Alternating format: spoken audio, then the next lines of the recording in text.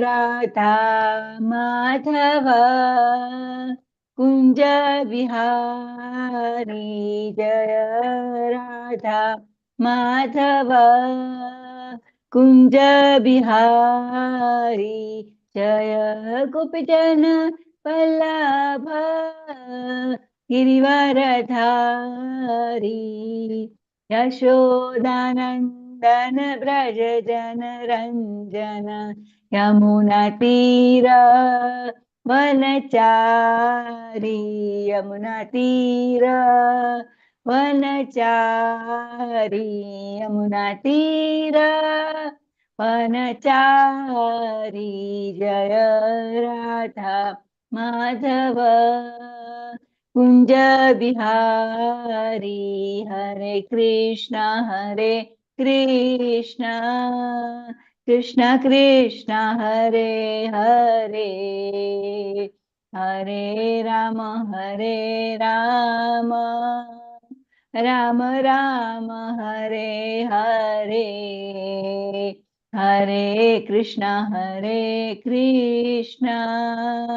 कृष्ण कृष्ण हरे हरे हरे राम राम राम हरे हरे। श्री प्रभुपाद की जय हो। Today I am doing Srila Bhaktivinoda Thakur song from Kalpataru, Kalyan Kalpataru. Shri Bhaktivinod Thakur की जय हो। मन तुम्ही तीर्थे सदा रता, मन तुम्ही तीर्थे सदा रता, अयोध्या मथुरा माया काशी कांची अवंतिया, अयोध्या मथुरा माया काशी कांची अवंतिया, द्वारावती आर आछेयत, द्वारावती आरे आछेयत, तुम्ही चाह भ्रमी बारे हे सकल बारे बारे, तुम्ही चाहे भ्रमी बारे हे सकल बारे बारे, मुक्ती लाभ करी भारत रे, मुक्ती लाभ करी भारत रे, से सकल तव भ्रम निरर्थक परिश्रम, से सकल तव भ्रम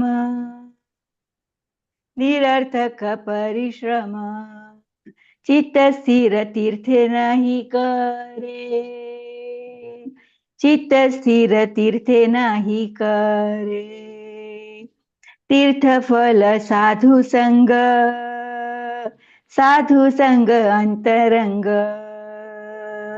तीर्थ फल साधु संग अंतरंग, श्री कृष्ण भजन मनोहर, श्री कृष्ण भजन मनोहर,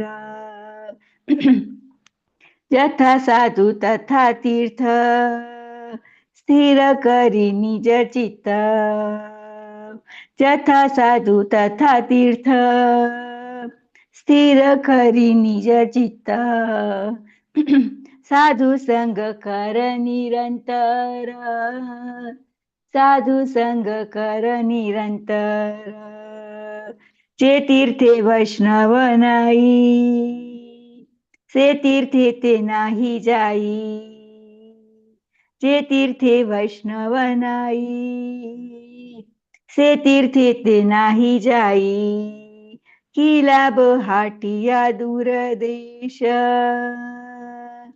की लाभ हाटिया दूर देश, यथाय वैष्णव गण से स्थान वृंदावन, यथाय वैष्णव गण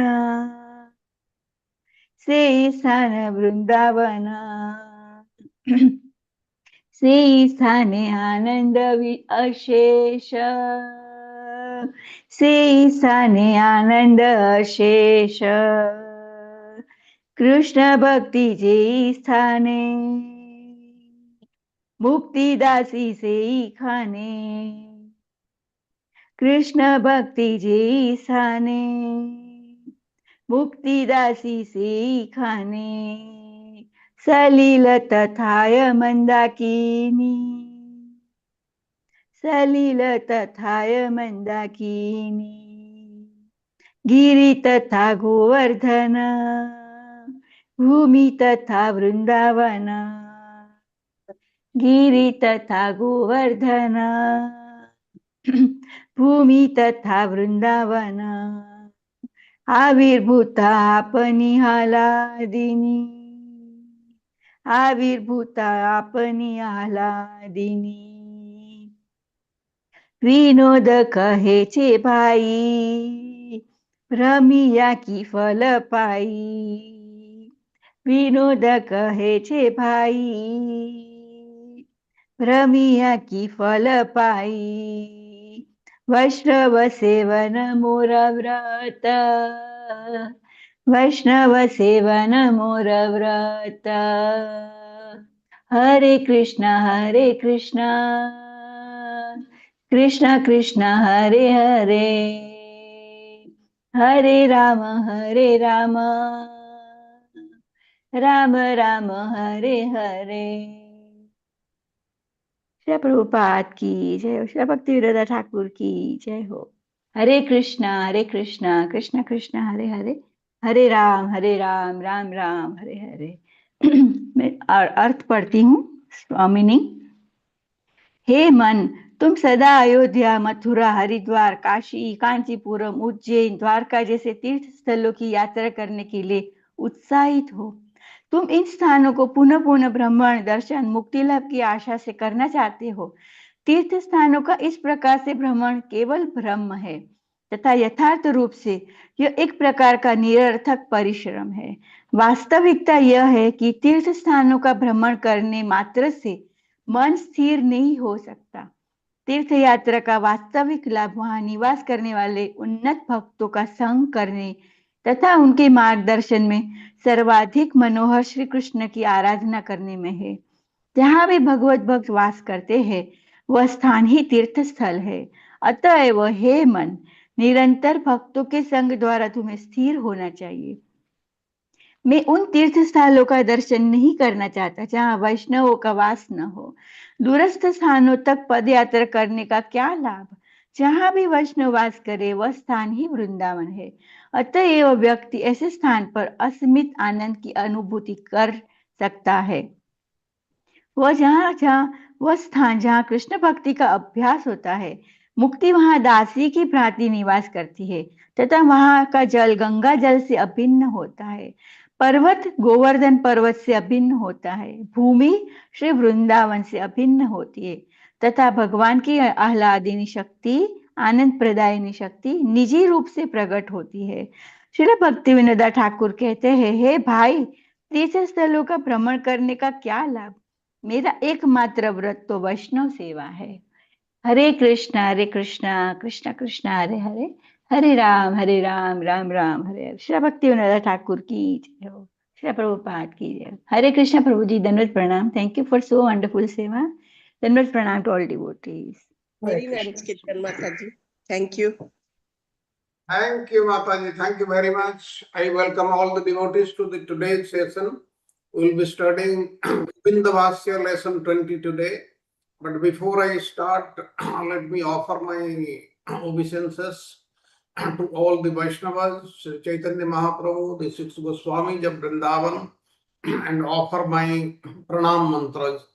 नमो विष्णुपादाय कृष्ण पृष्ठाय भूतले श्रीमते भक्तिवेदांत स्वामिनिति नामिने नमस्ते सारस्वते देवे गौरवाणी प्रचारिणे निर्विशेष शून्यवादी पाश्चात्य देशतारिणे जय श्री कृष्ण चैतन्य प्रभु नित्यानंद श्री अद्वैत गदाधर श्रीवासादि गौर भक्त वृंद Hare Krishna, Krishna Krishna, Hare Hare, Hare Rama, Rama Rama, Hare Hare. Om Ajnanatimirandhasya Jnananjanasalakaya Chakyurmilitam Yena Tasmai Shri Gurave Namaha. Shri Chaitanya Manobhishtam Sthapitam Yena Bhutale Swayam Rupa Kadavayam Dadati Swapadantikam.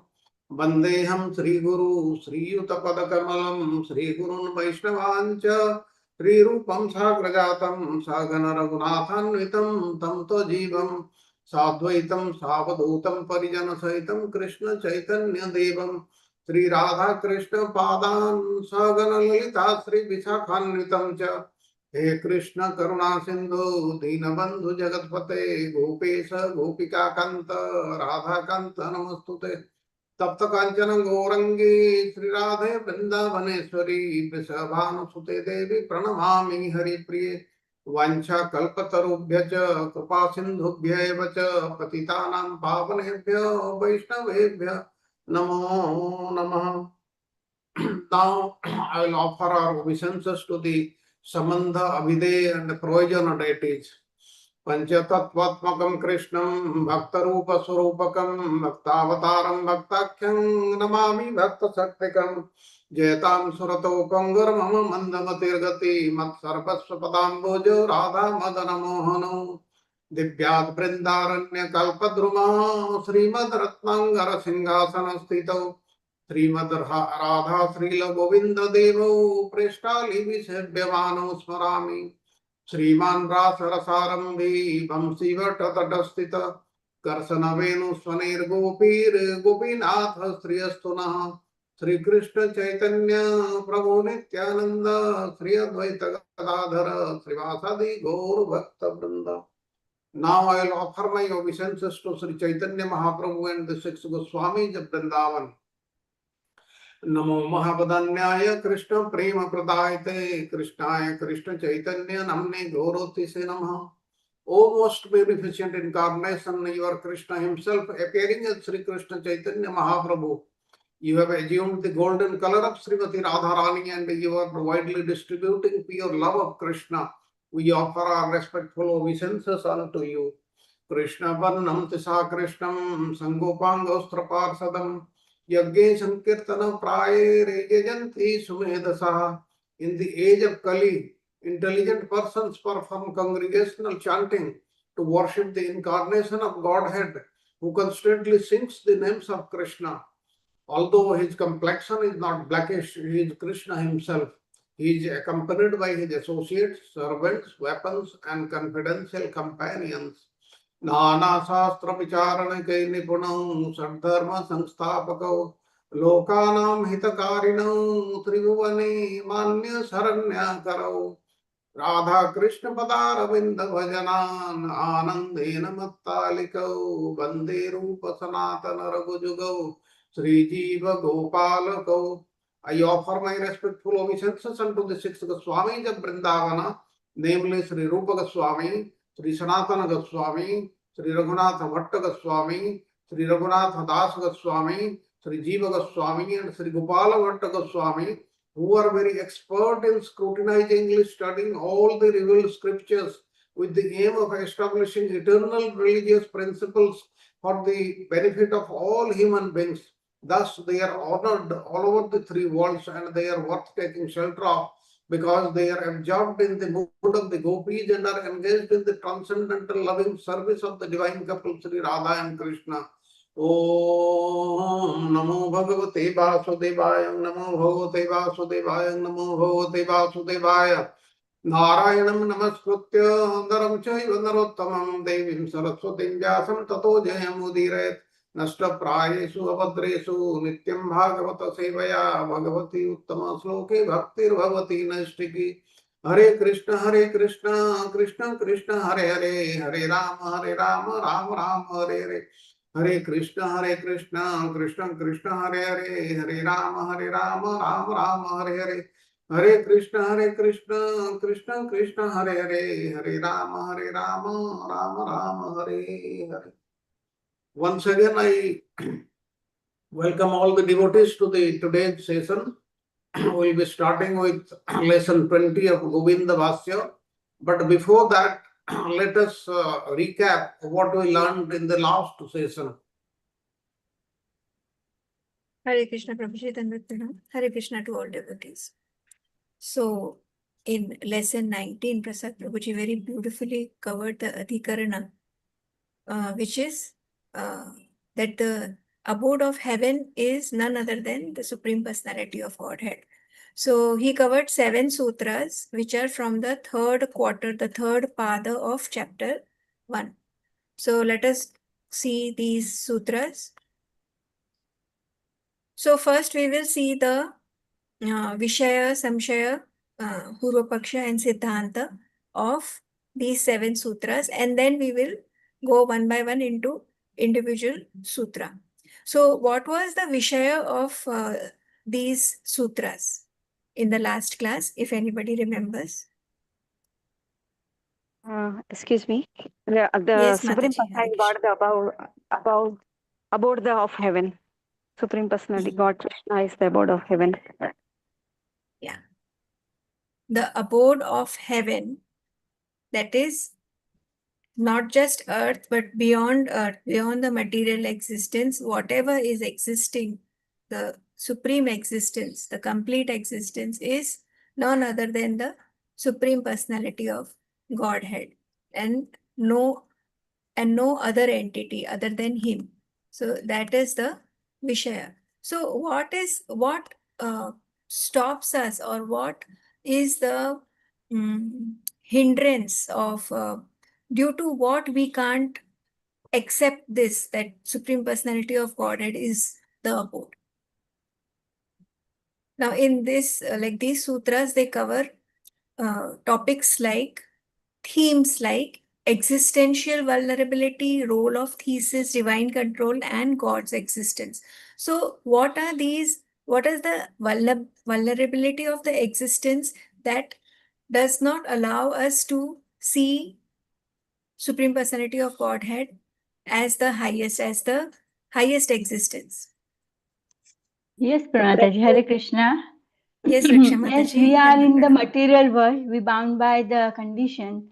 We are here with 3 modes of material nature. So we are always in somewhere anxiety, fear, and we are living in material world to find the happiness. Yeah, But there is no happiness here. We are finding everybody is in सुख ढूंढने में ही लगे रहते हैं, मगर real वास्तविक सुख यहाँ पे नहीं है.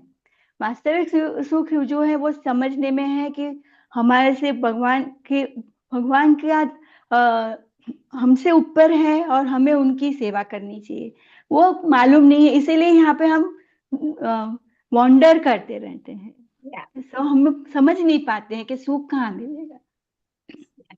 Thank you, Mataji. Thank you so much. So we are facing material anxieties, and these material anxieties, we are seeking the solution from materialism only, from material theories of materialism. Hence, we are unhappy. We are not getting any kind of happiness in this world. So, what kind of comfort are do these theories, like if there is a problem, one is seeking a solution. So in the material world, obviously the first thing is we will seek solution in the material world only. But will we get comfort from the materialistic theories?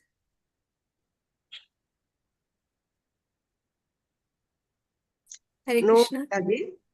Yes, Dipti Mataji. Theories like materialism doesn't give us peace, because with fear for future, we start accumulating material things, but they cannot offer lasting peace to us. Yeah. Why they cannot offer lasting peace or lasting security? Because they are not everlasting. They Correct. cannot Perfect. liberate us. Perfect. Thank you, Fleeting Mataji. nature. Yeah. So Fear. then comes the role. Yes, Prabhu. One of the key factors is fear, anxiety.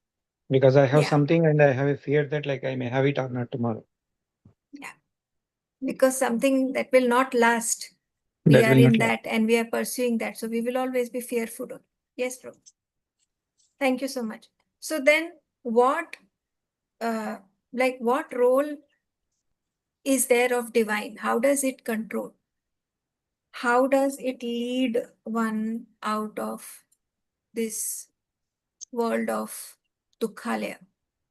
Engaging in devotional practice and prayer and devotional service, one can transform from this materialistic pain to divine connection. Perfect. He is So, the ultimate authority, and he is always guiding towards the material realm to spiritual realm. yeah. Who, Mataji? He who? Guru and Guru is Lord leading. representative. Yeah. Guru Guru is Sadhu leading Shastra. us. Yeah. Yes. Representative of God. We Yeah. can say representative of God. Yeah. So a bona fide guru who teaches us on the lines of the Shastra, who are the ultimate authorities, can lead us to the Supreme Personality of Godhead, due to which we can get liberated, we can come out of the cycle of birth and death. Thank you, Mataji, Prabhuji. So then here, what is the samshaya? What is the samshaya of these sutras? Where is Hare the Krishna. doubt arising? Yes, Yes, Hare Mataji. Krishna, Mataji. Sanshaya is that whether this abode of heaven is pradhana or individual Jivatma or Yes. supreme power of Godhead. Yeah, So, that is the doubt. Perfect. Thank you, doubt. Mataji. The question arises, who is exactly the abode of heaven? Who is the ultimate reality? Who is the ultimate support? Who is the ultimate existence? Is it Pradhana? Is it Jivatma? Or is it the Supreme Personality of Godhead? So what are the the Purva Paksha saying? What is their argument?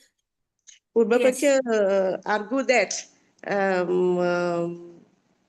Pradhana may be the abode of heaven because it serves the nourishing source or material transformation. From it, everything is created. Yeah. It is the creation. It is the whole creation is surviving on Pradhana. So maybe Pradhana is the abode. So that is their argument. So then the Siddhanta goes on to prove that no, it is not Pradhana. No, it is not Jivatma either.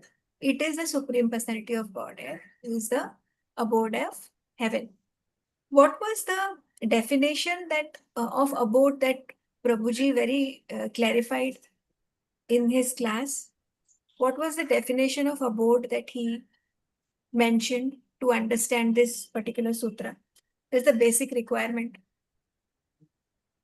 Abode means actual meaning is house, but that is not the implied meaning is here that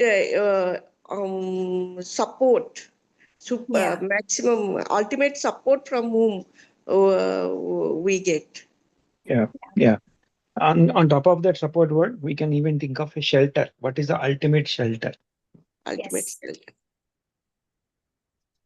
And the key is this word shelter. So whose shelter we should seek?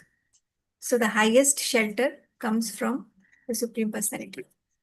Thank you, Prabhuji. Thank you, Mataji.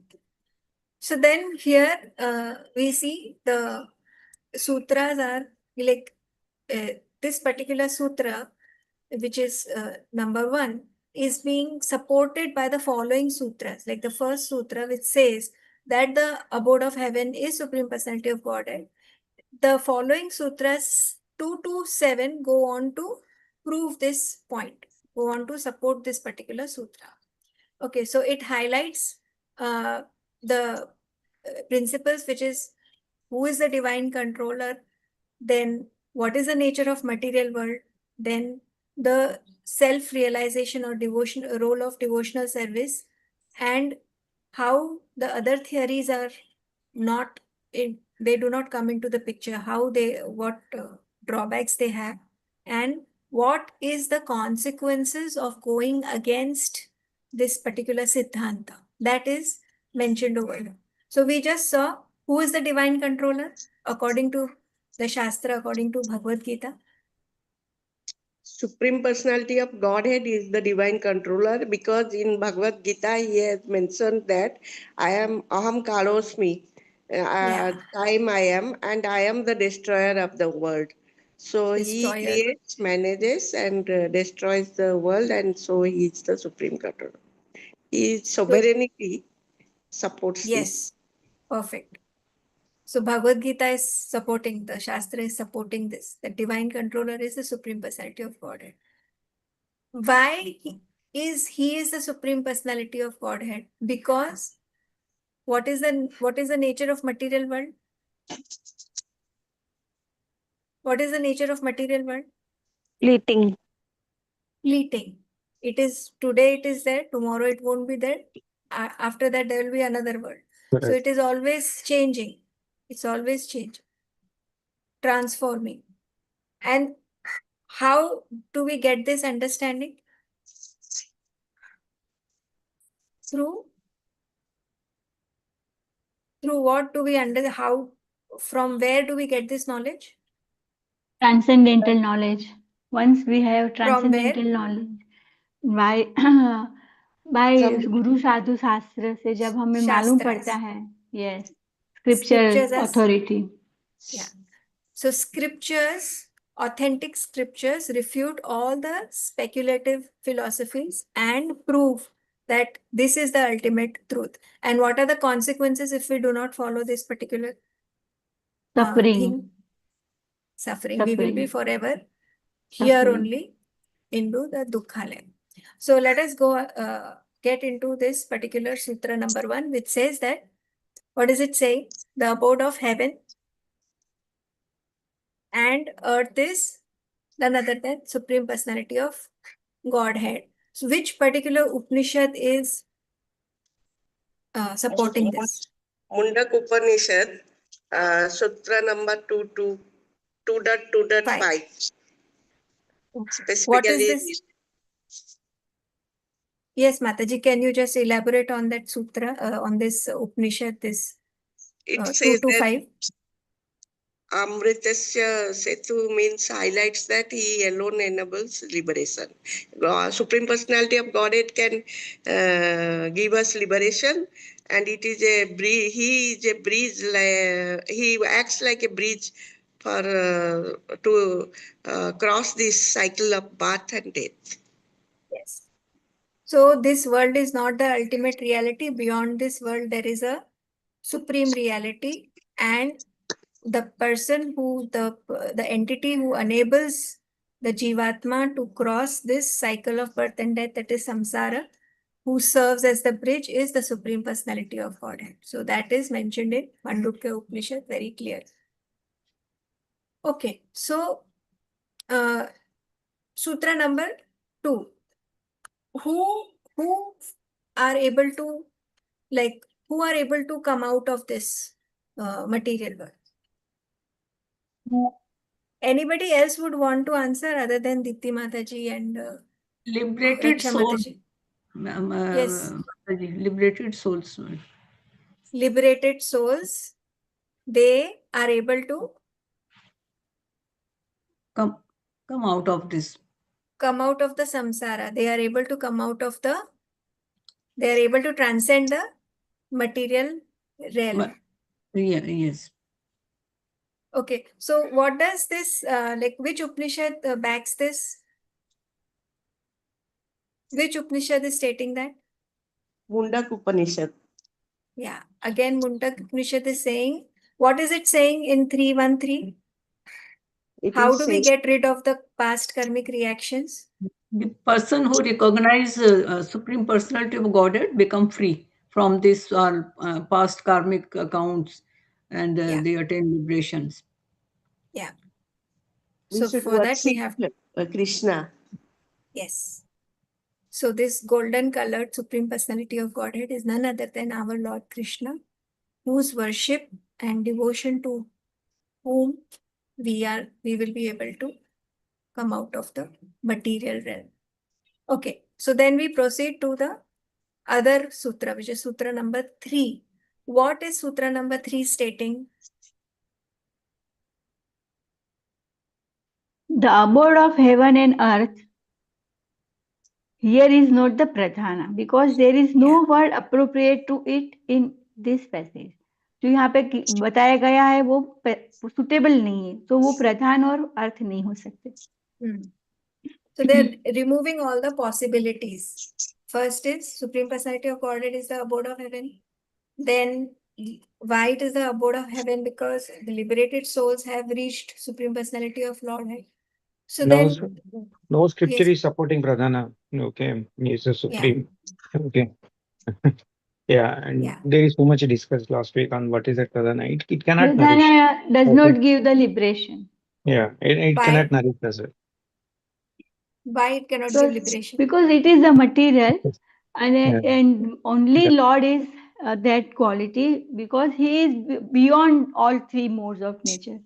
Lord is omniscient, omnipotent. Agreed, Pradhana is material, but other than that, why it cannot give liberation? He also does not have conscious. He is insatiate. Yes, he is unconscious. Unconscious. How can a matter give liberation? How can a dead matter give liberation? That is the point. So Pradhana goes out, like it is ruled out. It is not Pradhana. Now we come to, then they are talking of, okay, then if, why is Pradhana ruled out? Because it is unconscious matter, it is insatient. So then what is satient? Other than Pradhana, what is satient? What is the other possibility? Yeah, prana. So prana is depicted by what? Atman, no? So like conscious is Atman. So why here they are referring to Jivatma? Yes, Dipti Mataji. Or anyone else? Yes, Sanjeev Prabhu. What is the question again? The question is, now Pradhana is ruled out, that it cannot be the abode. So then, if Pradhana is not there, because it is insatient, so what is satient then? That is soul, actually. So, Yeah, but that here, is soul. okay, Jivatma also cannot be abode because Jivatma is trying to achieve something. Okay, when Jivatma is trying to achieve, the Jivatma is trying to achieve something supreme. So, there's nothing like what soul is achieving something soul.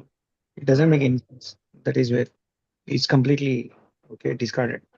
Okay, that is what the sutra is saying. The Jivatma cannot be the abode. Jivatma is putting so much effort to achieve, something. Yeah. Thank you. The word Atman should not be understood as the Jivatman because it derives from the Atati to go. He has to go somewhere.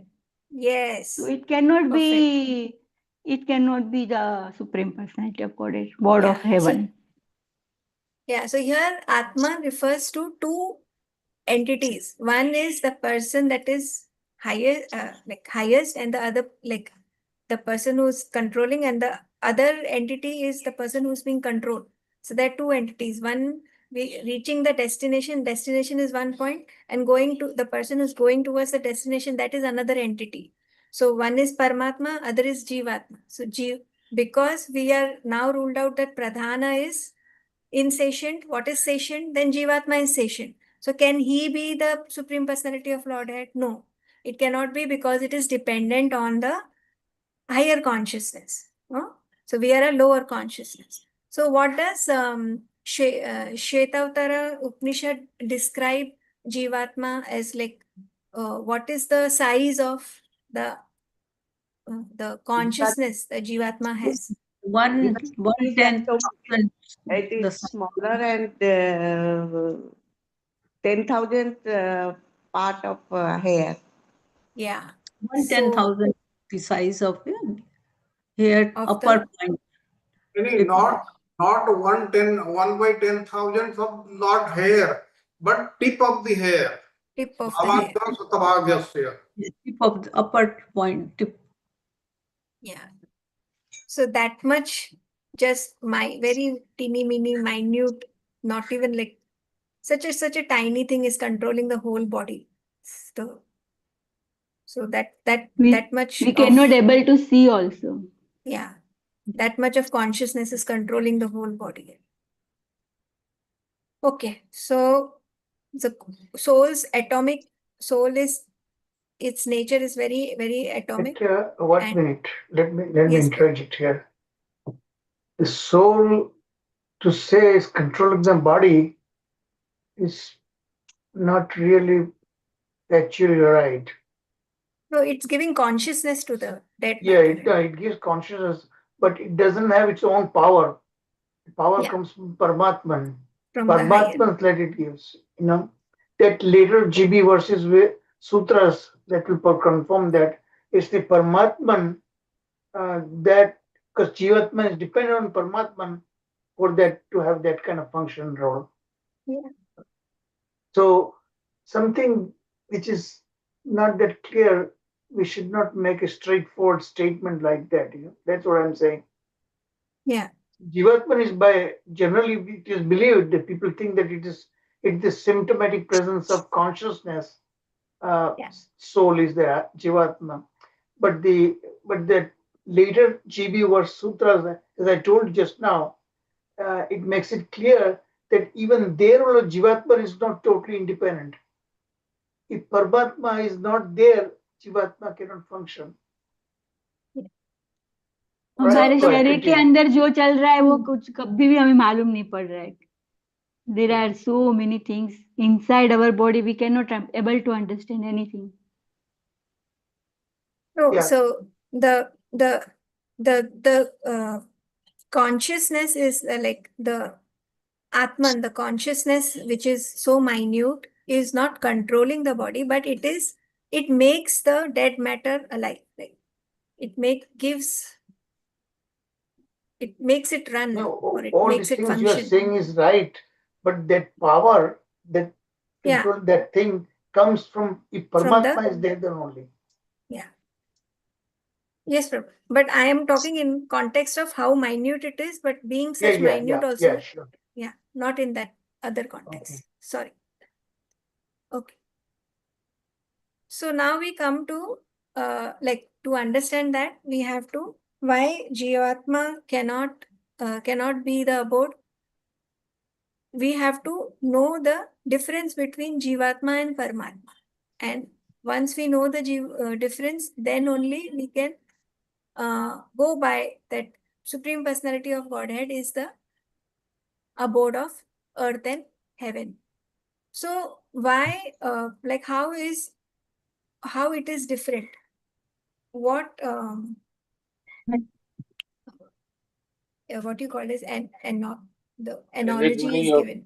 Yeah, two birds is given. Where one is enjoying the fruits and other is simply watching, sanctioning, and alone. So that shows a distinction. So Jivatma has a separate role,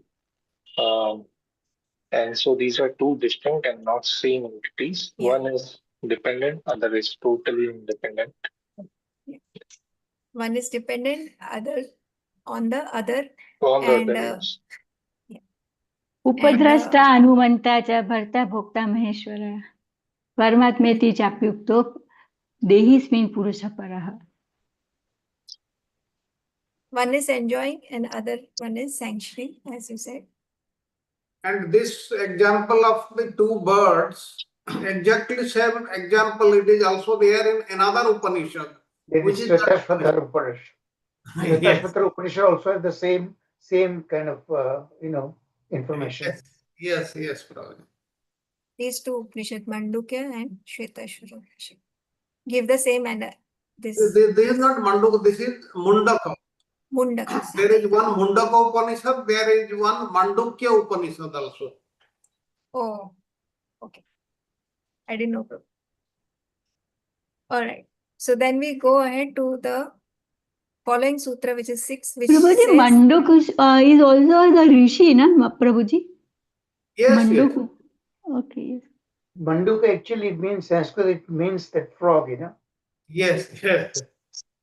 What it means, Prabhu? Frog. हम कहते हैं ना प्रभु कुप मंडुक. That is Manduka Upanishad. But here it is a Mundaka Upanishad, okay? They are two different Upanishads. Okay. Yes. All right. So then why the Jivatma is different from Paramatma is because they are giving the reason over here. They are emphasizing that what is the highest form of realization. How do we come to know that? How do we get that knowledge? When the soul departs, the Jivatma and become unconscious. It does not work. Yeah. So once the consciousness is gone, the body doesn't have its own power. So then it is dependent, the Jivatma is dependent on the higher consciousness. And which is the higher consciousness? Supreme power of Godhead. Supreme power of God. And what? And this particular knowledge about the Supreme Personality of Godhead is the spiritual realization, yes, that we should achieve. Okay. And so the last sutra gives the allegory of these two birds, which Prabhuji just clearly mentioned. This allegory of two birds state that these are two different entities altogether. Anybody would want to further elaborate on that? One is a lower. Says Sthiti Adhanabhyam cha. Sthiti means staying, Adhanabhyam means eating. So the translation is because one is eating, the other is standing and watching the as Mata said, Anumanta Upadashta. So that is the understanding that Supreme Personality God is the Supreme, and he is the role. His role is also divine figure and is separate from Jivatma. Yeah. Is separate from Jivatma. So there is a hierarchy that the Supreme Personality of Godhead is the abode of everything. And then he gives a playground to this. So Jivatma is subordinate, is dependent on him, which is a separate entity. And Pradhana is a playground that is given to the Jivatma to go and fulfill his desire. So everything, all this is being created by the highest consciousness, which is the Lord Krishna. So let us see the analysis of all these sutras together. So here they are saying the ultimate reality or the guiding force of the universe is Lord himself. And there is a difference between the spiritual and the material. And Pradhana is a material concept. Beyond that, Pradhana is a spiritual sky. The role of devotion is to realize this, that the ultimate object of worship is Supreme Personality of Godhead, and we have to cross the material realm. And the authority that is giving this knowledge is the scriptural authority. And these are all interconnected. So all these sutras are bringing us back to the ultimate reality, that is Lord Krishna, by worship, whose worship will get us rid from the suffering, and we will be able to transcend the material realm. So this was all explained. This is the resume of the 7 sutras that Prabhuji covered in the last class. So now we go ahead, over to you, Sharad Prabhuji, for the. Hare Krishna, Santa Mataji. Just Thank you, listening from Mataji. starting. So Thank you. wonderful teacher Mataji in a given तो time. माताजी हम Such a ऐसे short time. समझ सकते हैं कि ultimate power is Lord, Supreme Personality of Godhead. Pradhana has little power and Jivatma has all little power. So थोड़ा power, मगर all we depend on Lord. Everything depending on Lord. That's exactly right what Raksha Bhataji said. And that's what I was trying to tell you just 2 minutes before. Yeah. The ultimate shelter is Supreme Personality of Godhead. Thank you, Prabhu. Thank you. Thanks, Mataji. Our entire 10th canto is Ashray Tattva. Thank you, Mataji. Thank you, everyone. Then with pranam to. Okay, thank you very much, Mataji. We have studied. Prabhuji, I forgot to chant the pranam mantra of Baldev Vidyabhushan ji. Okay. can do now. Yes. Yes. Yes, yes. Shri Govind भाष्य की जय हो। श्री बलदेव विद्याभूषण के चरण कमल में कोटि कोटि दंडवत प्रणाम। गोविंद देव दयितं परमार्थ पूर्णं विद्वत्स्वहो जयपुरे जयभूषितं वे न्याय श्रुति स्मृति विवाद समोर्ध्वहीनं वेदांतरिक्त Baldev यतिं Namami. I offer my humble obeisances unto the great sage Srila Baldev Vidyabhushan Ji. Being very dear to Lord Govind Ji and surcharged with transcendental knowledge, he became decorated with victory in the assembly of learned scholars in Jaipur. What a wonder! Nobody was equal or superior to him in debates on the Shruti, Smriti or Nyaya, for he possessed the treasure of fully knowing the conclusion of all Vedic scriptures. Hare Krishna, Dandavat Pranam to all devotees.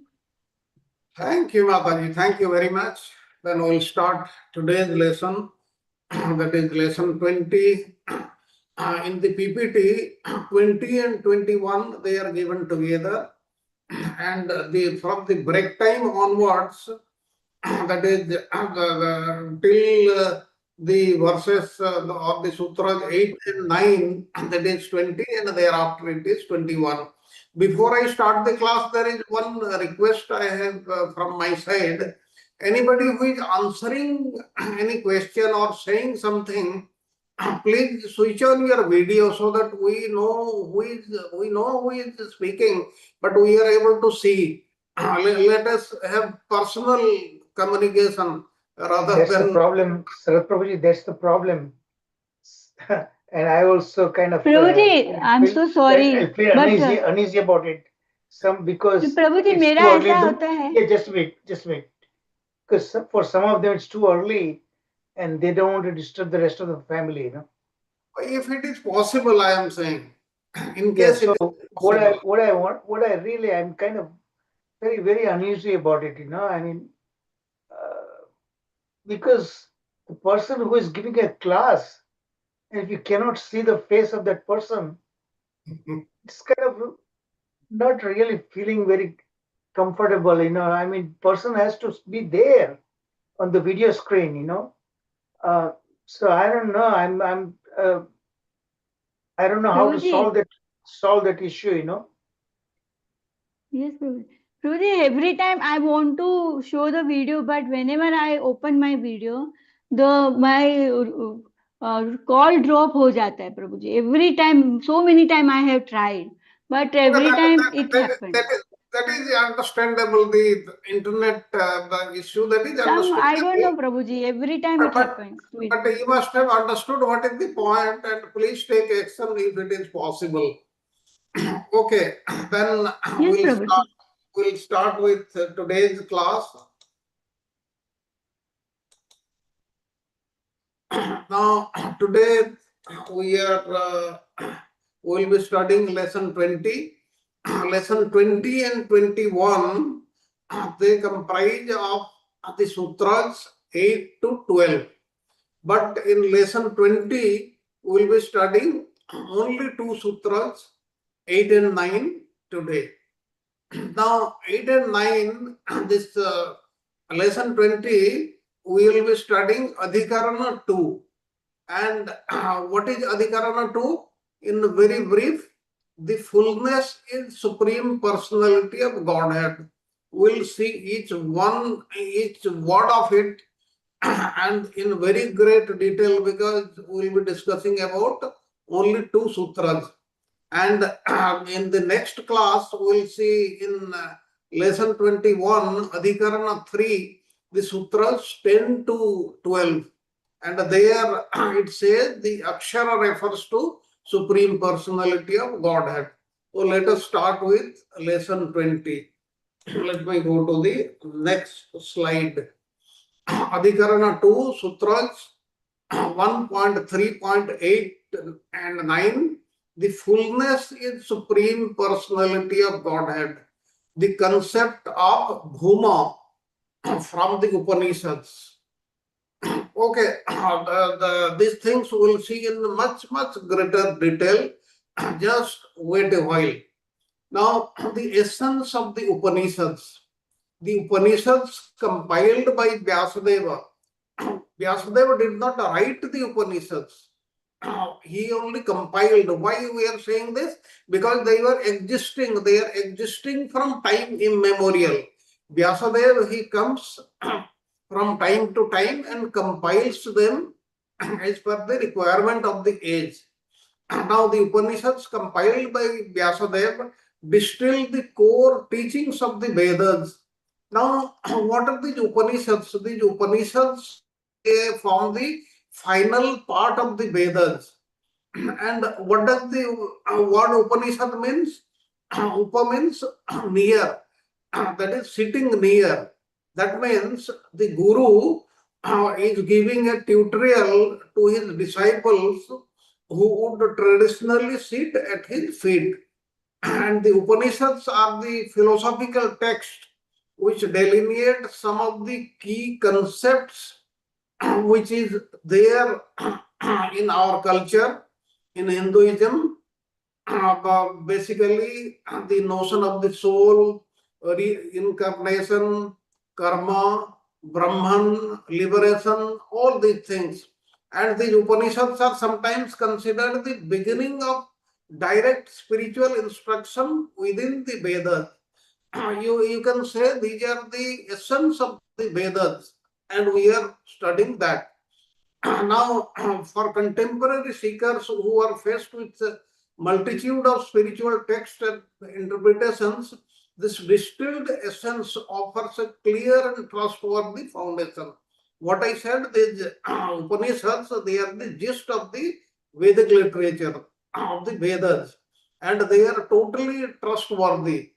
And their interpretations have been given by our acharyas, because it is written in a little difficult Sanskrit language which cannot be understood. And many of the things are not direct. That's why we have to go through the commentary of our acharyas. They focus on the guru-disciple relationship. And this, what is given in the Vedic literature, especially the Upanishads, they have to be learned through the guru-disciple relationship. It has to be learned from the guru only. Disciple cannot, anybody cannot say, I'll read the books, I'll interpret and I'll learn. No, that is not permitted. It has to be learned in a Gurukula from the guru only.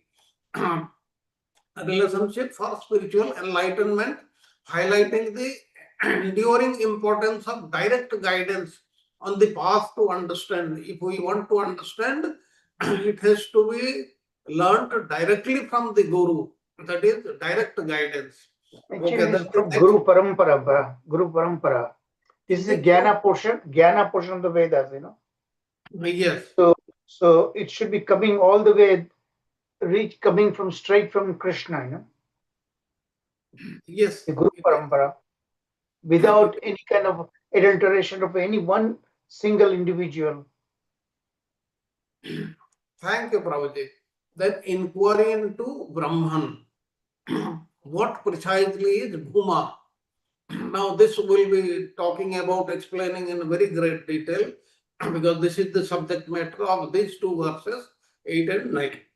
Now, the central question frames our investigation and invites deeper reflection. The Vedanta Sutra serves as the essence of the Upanishads. Brahma Sutra or Vedanta Sutra or Govinda Bhashya, it is the same thing.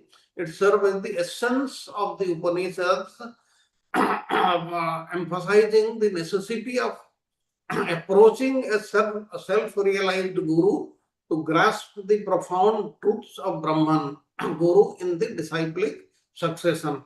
Now you saw what is the essence of the Vedic literature of the Vedas? It is the Upanishads. And what is the essence of the Upanishads? It is given in the Vedanta Sutra, like we are studying the 558 sutras.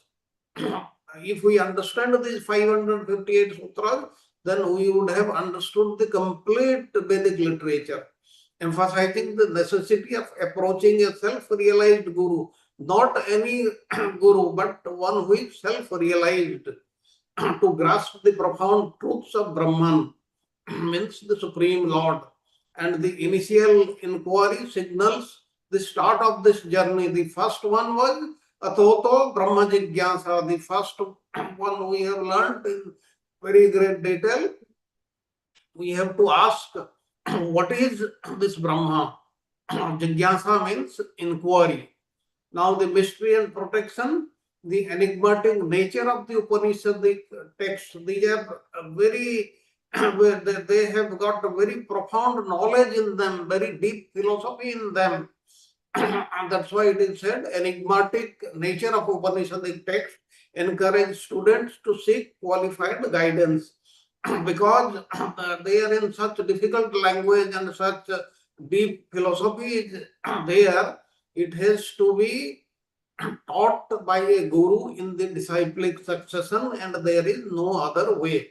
And without a proper teacher, vague teaching can lead to misinterpretation and erroneous paths, especially when unscrupulous individuals pose as spiritual guides, is happening in Kali Yuga. There are enough number of people who say they have learnt all this by reading and they mislead the complete population. For example, in recent times, certain charismatic figures have claimed esoteric knowledge by quoting Upanishadic verses out of context, leading followers into exploitive sects or dangerous practices far removed from the authentic tradition. And such cases highlight the real risks of unguided study and underscore the need for careful mentorship. We will not take any names, but we have seen, we have heard enough examples of these people who mislead the complete society by misquoting the Shastras. Therefore, the Shastras, they should be taught under the guided person, under a guide who should be self-realized and who should be in the disciplic succession. And disciplic succession starts from whom? Starts from the Supreme Lord, Lord Krishna, and nobody else, and reaches the present state. And the Vedanta Sutras, as I told you, they are also called the Brahma Sutras.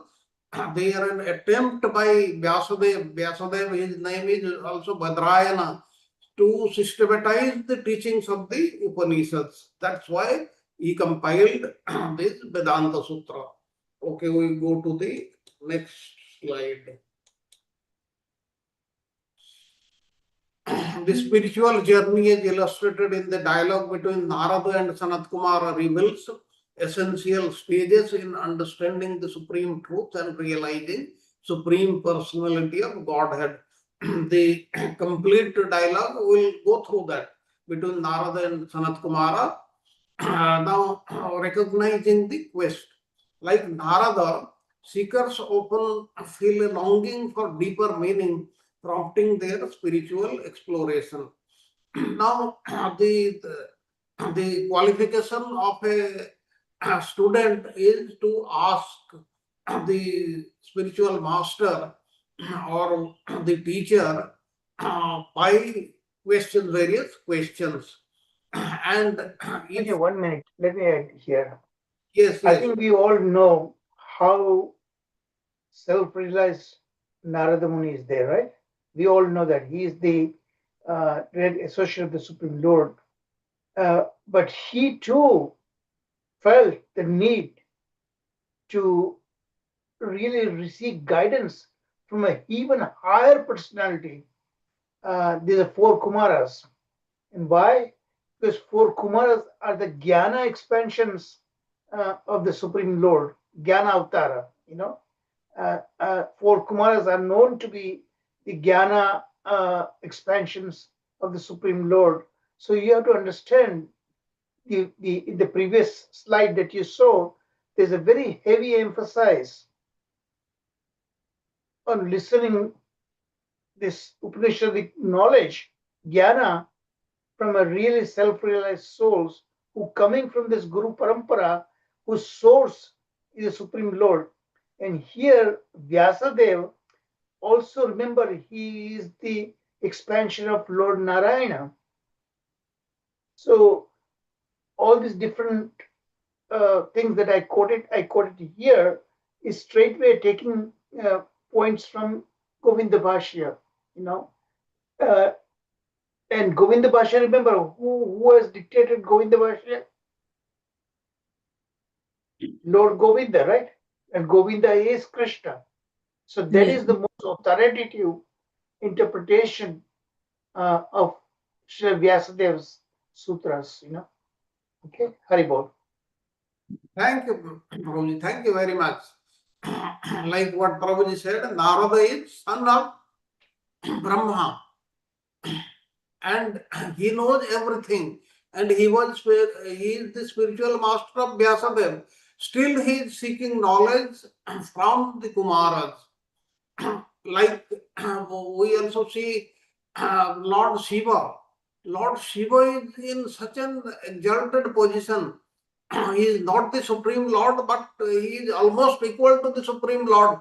But he also goes and attends the lectures of various other rishis. That is what is the parampara. And every time the student should always think that he doesn't know everything. There is enough things which he does not know, and he should be knowing. That's why he should meet those great people. Now, seeking guidance, Narada turns to knowledgeable teacher, encouraging readers to seek support from trustworthy mentors and spiritual texts. Not only we should depend on the spiritual text, but we should go to trustworthy teachers from them to learn. And this is for anybody and everybody. Nobody should ever think that his knowledge is ultimate. He knows everything and he does not require any guidance from anybody. If you come to this level, then please think that your downfall has started. And refining practice, with each lesson, Narada learns to focus on subtler aspects of reality. We'll see that complete conversation, then you'll understand, because there is enough time today. Paralleling modern practices where mentors gradually deepen their contemplation, moving from knowledge to experiencing peace. And this is very, very important. And how Narada achieved that also we'll see. Then the fourth point, embracing transformation. The culmination in Bhoma illustrates the power of sincere practice and humility. Narada, he approached his spiritual master, that is the Sanat Kumara, with sincerity and with a lot of humility, urging practitioners to remain open, receptive, and aware of the interconnectedness that defines true realization. We have to recognize that we all are connected. We are also connected with the Supreme Lord. We are a part of the Supreme Lord, and He will always guide us under all circumstances. And in essence, Narada's journey serves as a practical guide. Recognize the quest, seek all guidance, practice with focus, and stay open to higher understanding. This is what is required, and we should learn this thing from Narada Muni. Now, let us go to the details. Adhikarana 2, Sutras 1.3.8 to 9. The fullness is Supreme Personality of Godhead, the concept of Bhoma from the Upanishads. Now we'll see Samsaya and Purvapaksha in this slide and the other points in the next slide. Now the interpretation of Bhoma. Now the text raises the question of whether Bhoma refers to prana, the life breath, or it refers to Lord Vishnu or the Supreme Personality of Godhead. Now this ambiguity invites a deeper exploration of what Bhoma truly signifies in the context of spiritual understanding. Now, what is the genuine doubt which has arisen in the heart of the student? whether this Bhuma is prana, the life breath, life air, or it is the Supreme Lord, Lord Vishnu. Now, what is the Purva Paksha, the antithesis? It is saying that prana is Bhuma. In a passage in Chandogya Upanishad, it asserts that prana is superior to hope, suggesting a continuity between prana and bhuma. We'll see the complete discussion, complete dialogue, then you'll understand better. But this is giving in very brief. Then I will go into detail.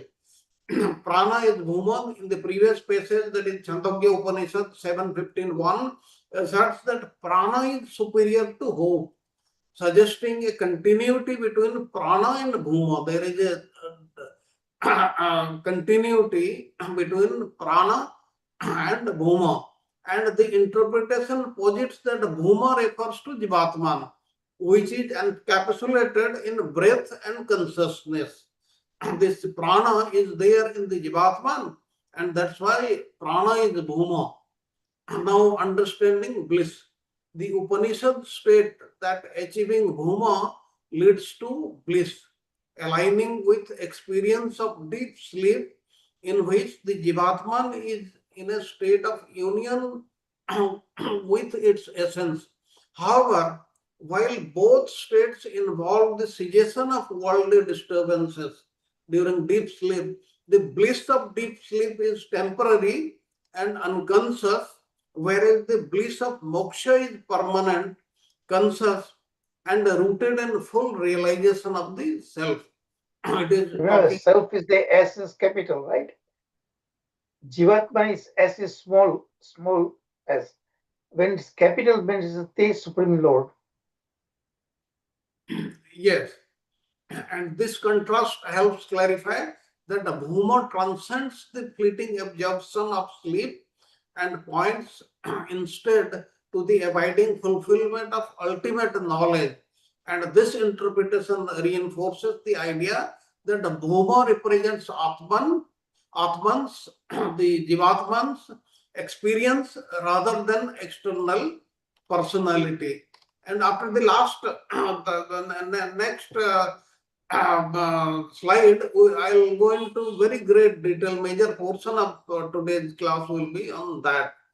And let us see the Siddhanta and conclusion in very brief. After that, we'll go into detail. The Siddhanta, the Vedic conclusion. What is the conclusion of Vyasadeva? The foundation for the subsequent Vedanta Sutras. We are talking of 8 and 9 Sutras. Further elaboration on the nature of supreme truth and the relationship between the Jivatman and the Absolute. What is the the connection between the Jivatman and the Supreme Personality of Godhead or the Paramatma, and what unresolved paradox lies at the heart of this relationship. We'll see this in detail. And as we progress, the next sutras invite us to how the unity between the finite and infinite will be explained. This we'll see later. And this raises questions: what puzzle will the coming sutras solve? Such anticipation brings a sense of discovery to the study, motivating us to anticipate the unfolding insights. We'll see this. Now, what are the scriptural highlights? The dialogue between Narada and Sanat Kumara, it is given in the Chandogya Upanishad. The sutras, it is given in that 7.1.1 to 7.26.2, and their dialogue emphasizes the progressive understanding of Brahman, where Narada learns to meditate on different aspects, culminating in the realization of the Supreme. We will see this in great detail so that all these words will be understood by you. And finally, we will come to Bhuma. Bhuma definition, which is given in the Chandogya Upanishad. The term Bhuma is interpreted as the all-pervading fullness, contrasting with the idea of small, alpha, thus indicating the higher spiritual reality. Now, what can be the all-pervading fullness which pervades the complete universe, not only our universe, but multitude of universe and everything in the creation of the Lord. It can only be the Supreme Lord and nobody else. Now, what is the Vedic authority? The Upanishads guide seekers through inquiry and relationship with a guru, ensuring a safe passage through the complexities of spiritual knowledge. Now, let us know this in greater detail. As we say, as we saw in Adhikarana 2, Bhuma, the infinite, and this passage from Chandogya Upanishad also speaks about the Supreme Lord. Now, the fullness is the Supreme Personality of Godhead. That's what you saw. Now, here in the Visaya, in the thesis statement, we saw that the Upanishads are the essence of the Vedas and they are extracted and compiled by Vyasadeva to help us to learn about all these truths. Now, the common theme of the Upanishads is that a student approaches a self-realized master for instruction and also for enlightenment. And in fact, the very meaning of the word, like I told you, Upaman, sitting near, that is sitting near the spiritual master's lotus feet, the student, he learns. And just as the Upanishads are the essence of the Vedas, the Vedanta Sutra is the essence of the Upanishads. And the Upanishads are sometimes deliberately vague, they are metaphorical, because they are meant to provoke us to inquire about the absolute truth. That's why in the very beginning only it says Athoto Brahma Jigyasa.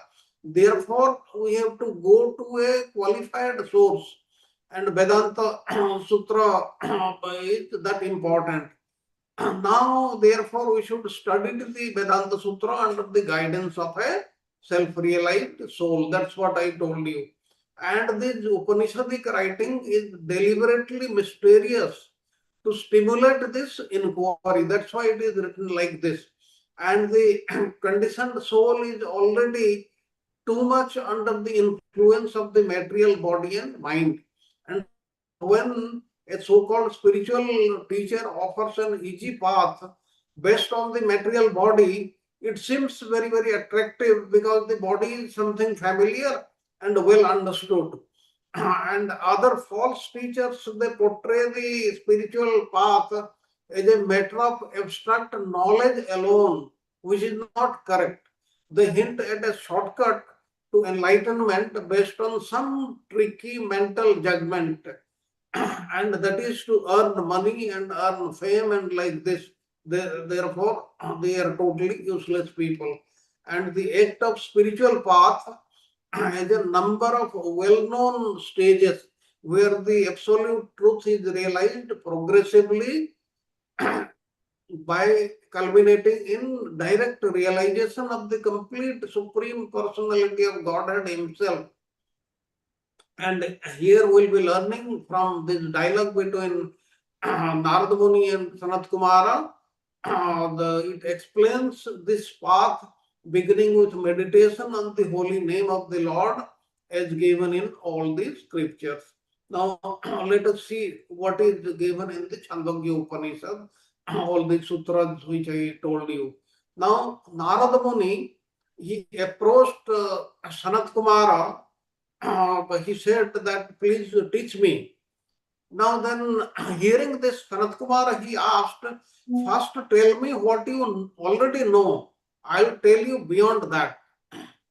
Now Narada said that I know Rig Veda, I know Yajur Veda, I know Sama Veda, I know Atharva Veda, I know Itihasa, I know Puranas, I know the essence of the ancestors, I know the science of numbers, I know the science of the devatas, I know the science of finding treasure, I know the undivided original Veda has got 24 branches, and also the science of the stars, the signs of the serpent, signs of the Gandharvas, all these things I know, he said. But he also said, with all this, I think I know only the mantras, but I do not know the Supreme Lord. And I have heard from persons like you that one who knows the Lord, he overcomes all grief.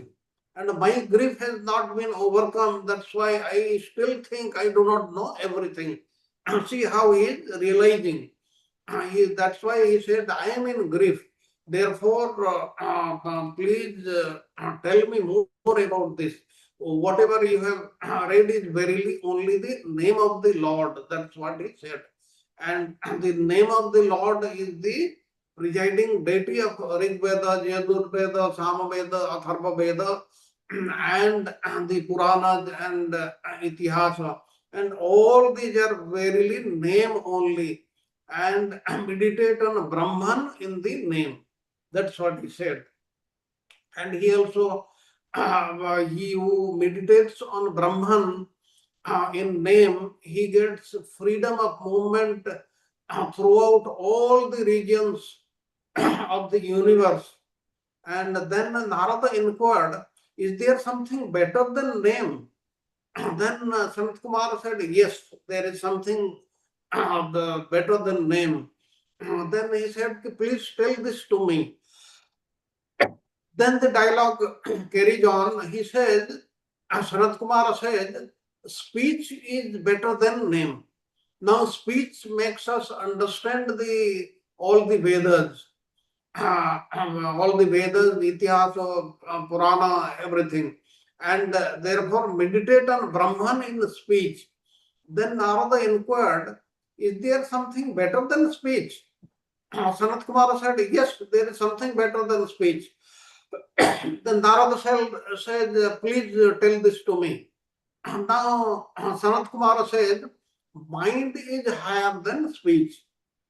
Now, for name and speech are enclosed in the mind,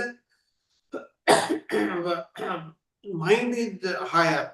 And when one wishes to study the mantras, he does so in mind as Brahman and meditate on Brahman in mind. That's what he says. Then Narada inquired, is there something better than mind? Sanat Kumar said, yes, will is better than mind. For when a man wills, then he thinks in his mind, then he utters speech and he sends forth as a name. That's why will is better. And in name, all mantras are included and all Vedic rituals abide in the mantras. Therefore, all these have their refuge in will. Now, then thereafter Narada is inquiring, is there something better than will? And then Sanat Kumara, he said, yes, there is something. Then he said, flickering memory or chitta is verily greater than will. Why? He says, when a man recollects, then he thinks in his mind, then he utters speech, then he sends it forth in a name. And in name, all mantras are included, and all Vedic rituals, they abide in mantras. And all these beginning with mind and ending in sacrifice have memory as their center, have memory as their Lord, and they are supported in memory. Now meditate on Brahman in memory. Now then again, Narada, he inquired, is there the better solution? Is there something better than memory? Then Sanat Kumar said, yes, meditation or dhyana is better than memory. Now the earth is in meditation and the water, the mountains, the divine men, they are in meditation. That's why meditate on Brahman in dhyana. Now Narada inquired again, is there something better than meditation? Then Sanat Kumara said, yes, understanding is better than meditation.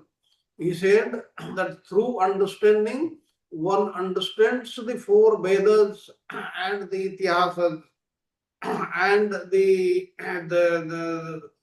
food and the taste and this world and that world and everything we understand. Therefore, meditate on Brahman in understanding. Now, then Narada inquired, is there anything better than understanding? Then Sanat Kumara said, yes, spiritual power is better than understanding. Here in this world, one man of spiritual power makes 100 men understanding. Now, if the man is spiritually powerful, he rises to higher planets, rises to higher planes, and he serves the masters. And serving the masters, he attracts their attention, and attracting their attention, he gets their audience and their teachings. And that's why, and by the power of the earth, he stands firm. Like this, he explained to him. Then at the end, Narada again asked, is there anything better than this? He said, yes, food is better. Food means, here it means spiritual love is better than spiritual power. Therefore, meditate on Brahman in spiritual love. Then Narada again inquired, is there something better than spiritual love? He said, Sanat Kumara said, yes, water or prana or spiritual peace is better than spiritual love. Therefore, if seasonal rain were not to fall, then all beings will become wretched and they will not get food. Then Narada inquired, is there anything better than water? Now, Sanat Kumara said, yes, fire. Fire of genius is better than water. Therefore, when heat pervades the atmosphere, people say it is very warm, it is very hot, it is sultry, and it is going to rain. Therefore, meditate on Brahman in fire. Then Narada inquired, is there anything better than fire? Then he said, yes, ether. Ether is the steady light of genius. It is better than fire. Then Narada inquired, is there something better than this? He said, yes, memory or spiritual omniscience is better than better than ether. Then Narada inquired, is there anything better than memory? He said, hope or the bliss of divine vision. Then again he asked, is there anything better than this? He said, yes, chief breath of life, prana. Prana is better than hope. Now you see how he is coming nearer to this. And as he spoke of a wheel, are all attached to the hub. So all are attached to this prana only. But the chief breath himself moves through the supreme breath. It is dependent on the Supreme Lord. You see how Sanat Kumara is leading him from the very lower thing to the highest thing. Then the Supreme Breath is verily the Father, the Supreme Breath is the sister, Supreme Breath is the teacher, and Supreme Breath is the priest. And the Supreme Breath verily exists in all these. And he who sees this, perceives it, thus knows it, becomes the teacher of the highest truth. And the Lord is called, he said, Sanat Kumar said, Lord is called the absolute truth because he is higher than prana. But he in reality is the greatest because who declares Lord Vishnu to be the absolute truth. And when one understands the Lord as omniscient, then one declares the Lord with Satya, Satyam. One who does not understand him as omniscient cannot declare him as good. And when one realizes him as the thinker, then one understands him as omniscient. And one who does not realize him as omniscient, he is not correct. And when one knows him as all holy, then one understands him as the thinker. And when understands him as firm, then one believes him in holiness. And when one understands him as the creator, then he can know him as having firmness. And when one knows him as pleasure, he knows him as the creator. And one who knows the Lord as Narayana, called the infinity, Bhuma, is the real pleasure. Now, without the grace of infinity, that is Bhuma, there is no pleasure for the infinite living beings. The Bhuma alone is happiness. One must therefore inquire into Bhuma, and I desire to know Bhuma. That's what Narad Muni is asking Sanat Kumara. And he says, when one attains him, one sees nothing else, hears nothing else, knows nothing else, and that is what is Bhuma. And when one sees something else, hears something else, and knows something else, he knows that he is very, very small.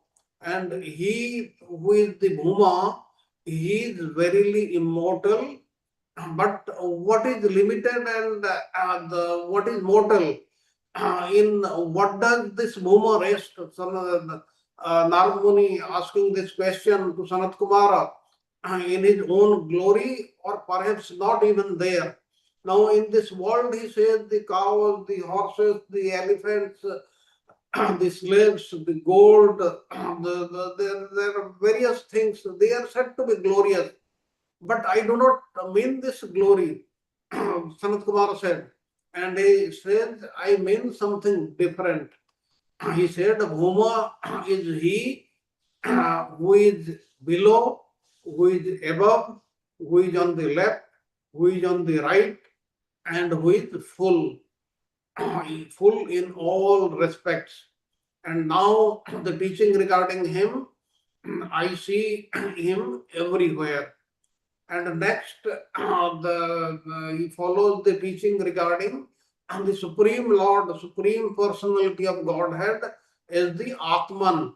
The Atman is below, the Atman is above, the Atman is behind, Atman is before, Atman is on the left, Atman is on the right.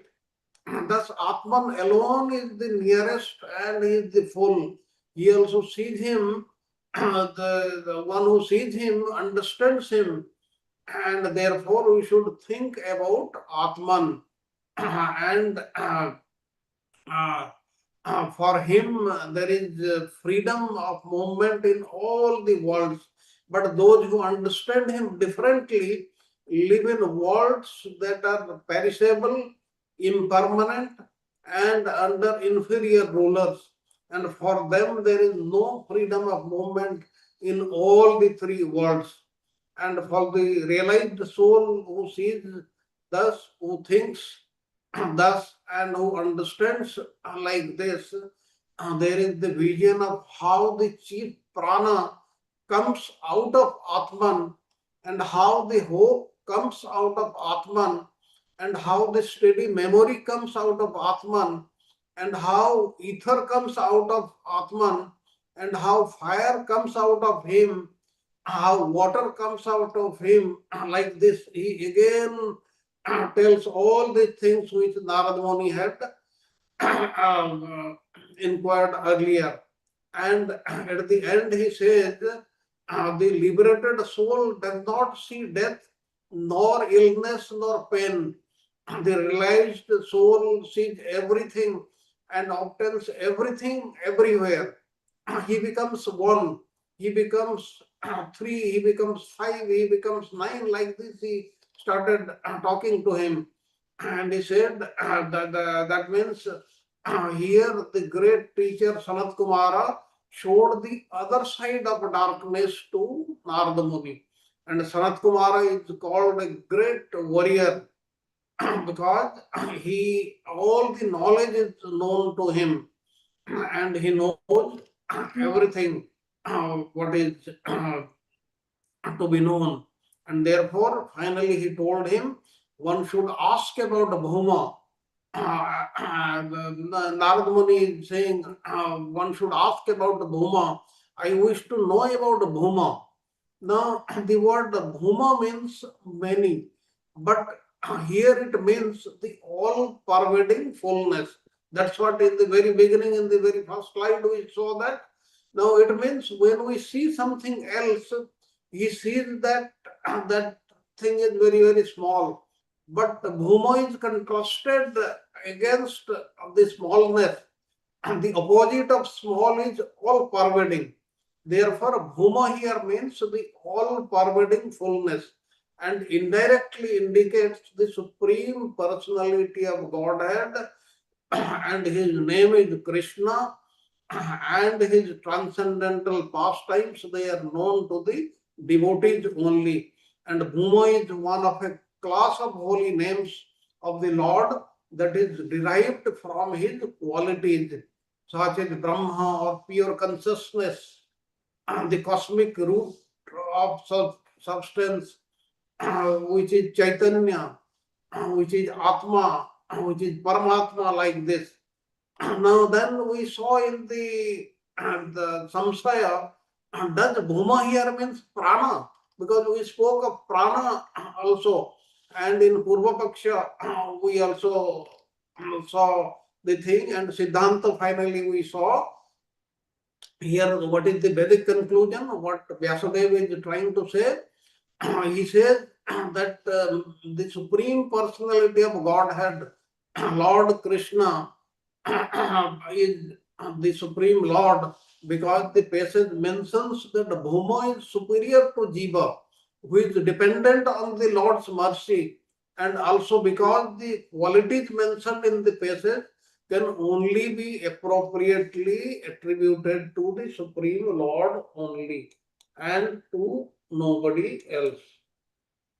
Okay, with this, we'll take 2-3 minutes break, and I hope you have got the essence. Now, for understanding these two verses 8 and 9, now it will be a downhill only. You will understand it very, very easily. Okay, any the question or comments you have to offer so far?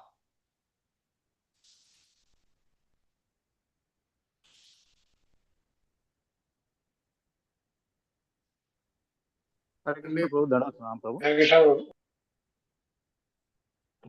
Can I ask a question or someone is asking? I'm not sure. Yes, yes. Okay, go ahead, Prabhu. Prabhu, thank you so much, Prabhu, for your wonderful class, as always. Just a quick one. So, from summarizing, the Bauma means it is the end of the day, it is referring to the infinite supreme being, so supreme personality of Godhead. Am I correct? Yes, because it pervades the complete universe, and nobody else can pervade the supreme, the complete universe, or I'll say the multitude of universe, the creation of the Supreme Lord. Nobody else can pervade. Even the Jivatman, though qualitatively he has the same quality as the Supreme Lord, but because of its quantity, it cannot pervade. It just pervades the whole body in which it is there, and not more than that. That's why the all-pervading one can be the Supreme Personality of Godhead and nobody else. That is what is the meaning.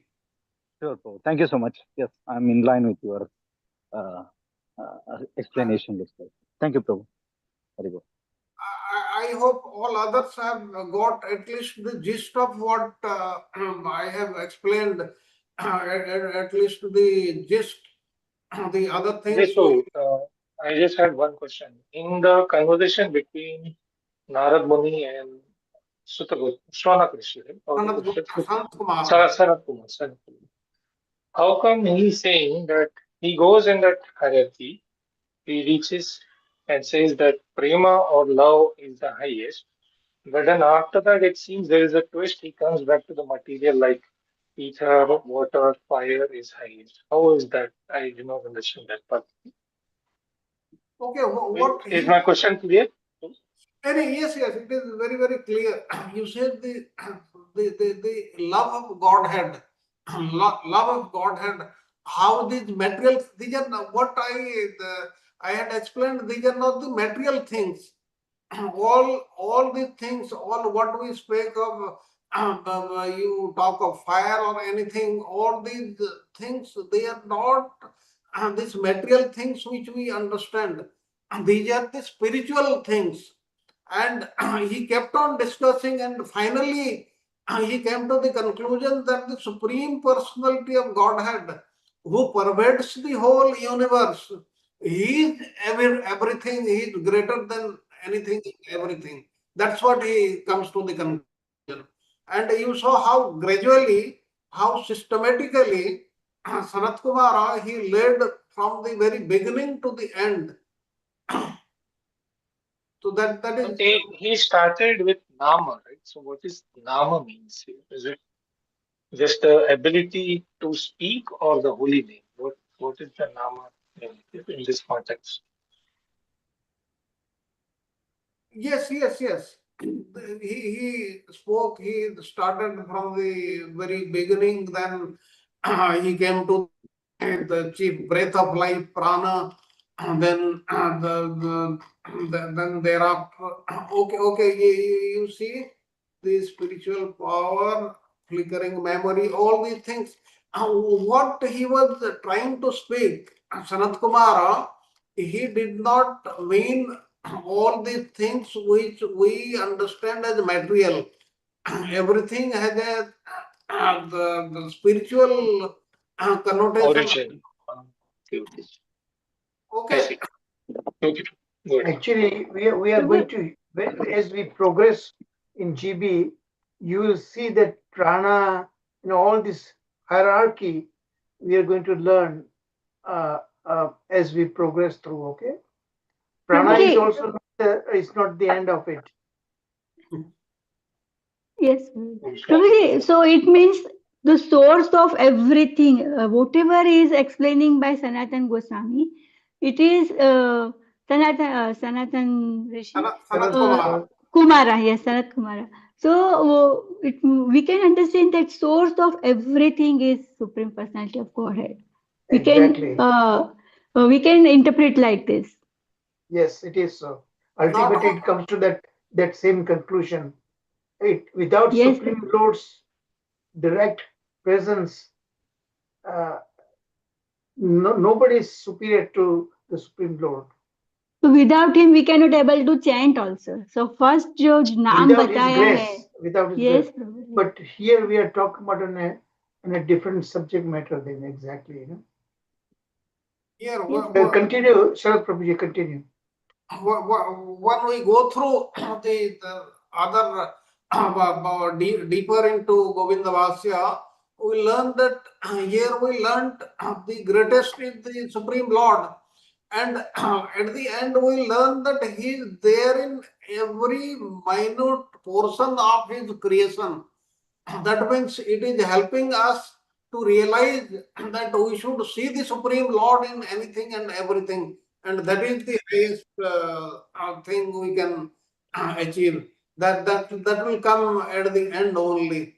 Okay, let us now start read this slide, Sutra 8, 1.3.8. Now, what is the sutra? Sutra says the Bhuma Sampradasa. That means the Jivatman who is object of the Lord's mercy. The Bhuma here is the Supreme Personality of Godhead. Why? Because of the scriptural teaching that Supreme Personality of Godhead is superior to Jivatman. Now we have understood this. There is no doubt about this. Now, Excuse me, Sharad Prabhuji, I'm really sorry to have to interject. Now all of you can understand why I place Sharad Prabhuji and Archana Mataji on the highest platform. See how diligently and with so detailed knowledge, much more than what my PowerPoints indicates. See, PowerPoints, I was limited how much to, if my interest was to minimize number of slides. If everything that is given in that original translation, English translation of GB, it will like 50 slides per lesson. So that's, but see like how much pain Sharat Prabhu is going through that in presenting these details, despite the time constraint we have in our class. Thank you, Prabhuji. Thank you. Now, please read the point number 1. Superior nature of Bhuma. What it says? It asserts that Bhuma refers to the Lord Vishnu. We say Supreme Personality of Godhead, but his name is Vishnu or Krishna. Vishnu and Krishna, there is no difference. Please remember that. Who is superior to the Jivatman? Definitely. That also we have studied the Bhagavad Gita, and we are very, very certain that Jivatman is lesser than the Supreme Lord and is supported by scriptural teachings. Now we will see all these things in very great detail. I'll first read out the slide, explain a little, then we'll go into the a little more detail. Now, Chandogya Upanishad, the Bhuma is bliss, indicating that a true bliss is associated with Supreme Personality of Godhead. And also in the Chandogya Upanishad, in the subsequent verses, it is given, describes the Jivatman's liberation and transformation into spiritual form depends on the mercy of the Supreme Personality of Godhead. Please understand this. This is very, very important. It is not because of our sadhana, not because of our prarabdha that we will be achieving the Supreme Lord, we will achieve liberation or we will be able to see the Lord. It all depends on His mercy only. Therefore, we should always try to please Him. And at what point He will be merciful to us and look at us, we do not know, but we should do our duty. Now, various passages emphasizing that knowledge of Supreme Personality of Godhead, Satya, is the highest wisdom. This is also very, very interesting. I will go into various passages in Srimad Bhagavad Gita, and the Bhagavad Mahapurana and also Mahabharata. This is the highest wisdom contrasting with knowledge of prana and other elements, and how in Srimad Bhagavatam 10 to 26 purport it says, it supports. Then the divine nature of Krishna. Lord Krishna is depicted as the embodiment of perfect truth and unwavering commitment. His decisions are flawless and cannot be altered by anyone, and highlighting his supreme authority in cosmic order. We have no doubt actually about this. There should be no doubt also. And the supreme truth, point number 3, Krishna is acknowledged as supreme truth, absolute truth, Satyam Param Dhimai, existing beyond the cycles of creation, maintenance, annihilation. That is, he does this, but none of these things they can touch him. And point number 4, requirement for divine favor. To attain Krishna's grace, one must embody truthfulness. Hypocrisy is a barrier to receiving his blessings. Therefore, we should shun hypocrisy if we have in our character. And point number 5, active principle in creation. Krishna is recognized as the inner force, Antaryami, driving all aspects of creation, thus revealing his omnipresence and equality to all beings. He is Samoham Sarva Bhutesu, he is equal to everybody, but he favors the devotees. This is also right. And the last point, 6th point, the path of real wisdom. The passage emphasizes that true wisdom, Ativadi, comes from meditating on Krishna, the Supreme Personality of Godhead, rather than merely on prana or other lesser objects. The meditation leads to deeper understanding of reality and a more profound connection with the divine. This we have to know. Now here what we learned, the Bhuma is here, Lord Vishnu, and Lord the Jiva, and Lord the Prana or the life breath as his companion. Why? Because it is given in the various scriptures. Because of the scriptural teaching that the Supreme Personality of Godhead is superior to the Jiva, and Bhuma is the Supreme Personality of Godhead, because it is given in, like we spoke in very great detail about the Chandogya Upanishad. Now, thus, does the liberated jiva, after having been released from the body, reaches the highest light and appears in his true spiritual form before the highest spirit. He moves about there, laughing and playing and rejoicing. Uh, what happens? And as the charioteer is appointed to the chariot, so is the prana is appointed to the body. That is what is the job. And thus the Supreme Personality of Godhead is superior to Jiva under all circumstances. This should be understood. And then saying that the knower of prana becomes a true knower of things, the Upanishads say that he who knows the Supreme Personality of Godhead is in reality the true knower of things. And then we were talking about Satya. Now let us talk about this a little more. Now, in Taittiriya Upanishad, it says that the famous verse you also remember, Satyam Jnanam Advait Anantam Advaitam, the unlimited Supreme Personality of Godhead is full of transcendental knowledge. And in Srimad Bhagavatam 1.1.1 at the end, what it says, Satyam Param Dhimaye, I meditate on the Supreme Personality of Godhead. Anybody can recite the first verse of Srimad Bhagavatam? Yes, Prabhuji, may I? Yes. Om Vasudevaya. Namo Bhagavate Vasudevaya.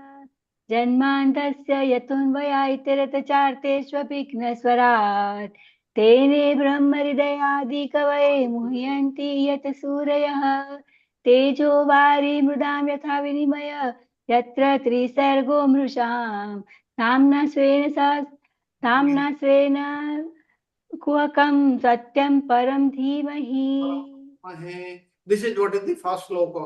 And do you know the last sloka? Last we are talking of the 12th canto, 13th chapter, 19th verse. At the end also it says Satyam Param Dhimaye. Kasmai Yena, it starts with Tadrupena cha Naradaya Mune Krishnaya Tadrupene Yogindraya Tadatmanatha Bhagavataya Karunyatam, and it says Tabduchang Bimalam Vishoka Mamrutam Satyam Param Dhimai. I meditate on that spotless Supreme Personality of Godhead. The Supreme Lord is the Param Satya, he is the absolute truth. Actually, Vyas, Srila Prabhupada translates, it's not just singular I meditate, but it's actually plurality in Sanskrit words, Sanskrit grammar. It's we, all of us, we pray for that. That let us all pay our obeisances to the Supreme Lord. Yes, here I also remember one thing I must tell you. I'll tell you in very brief the other verses, and why I am saying so, I'll tell you. There is some...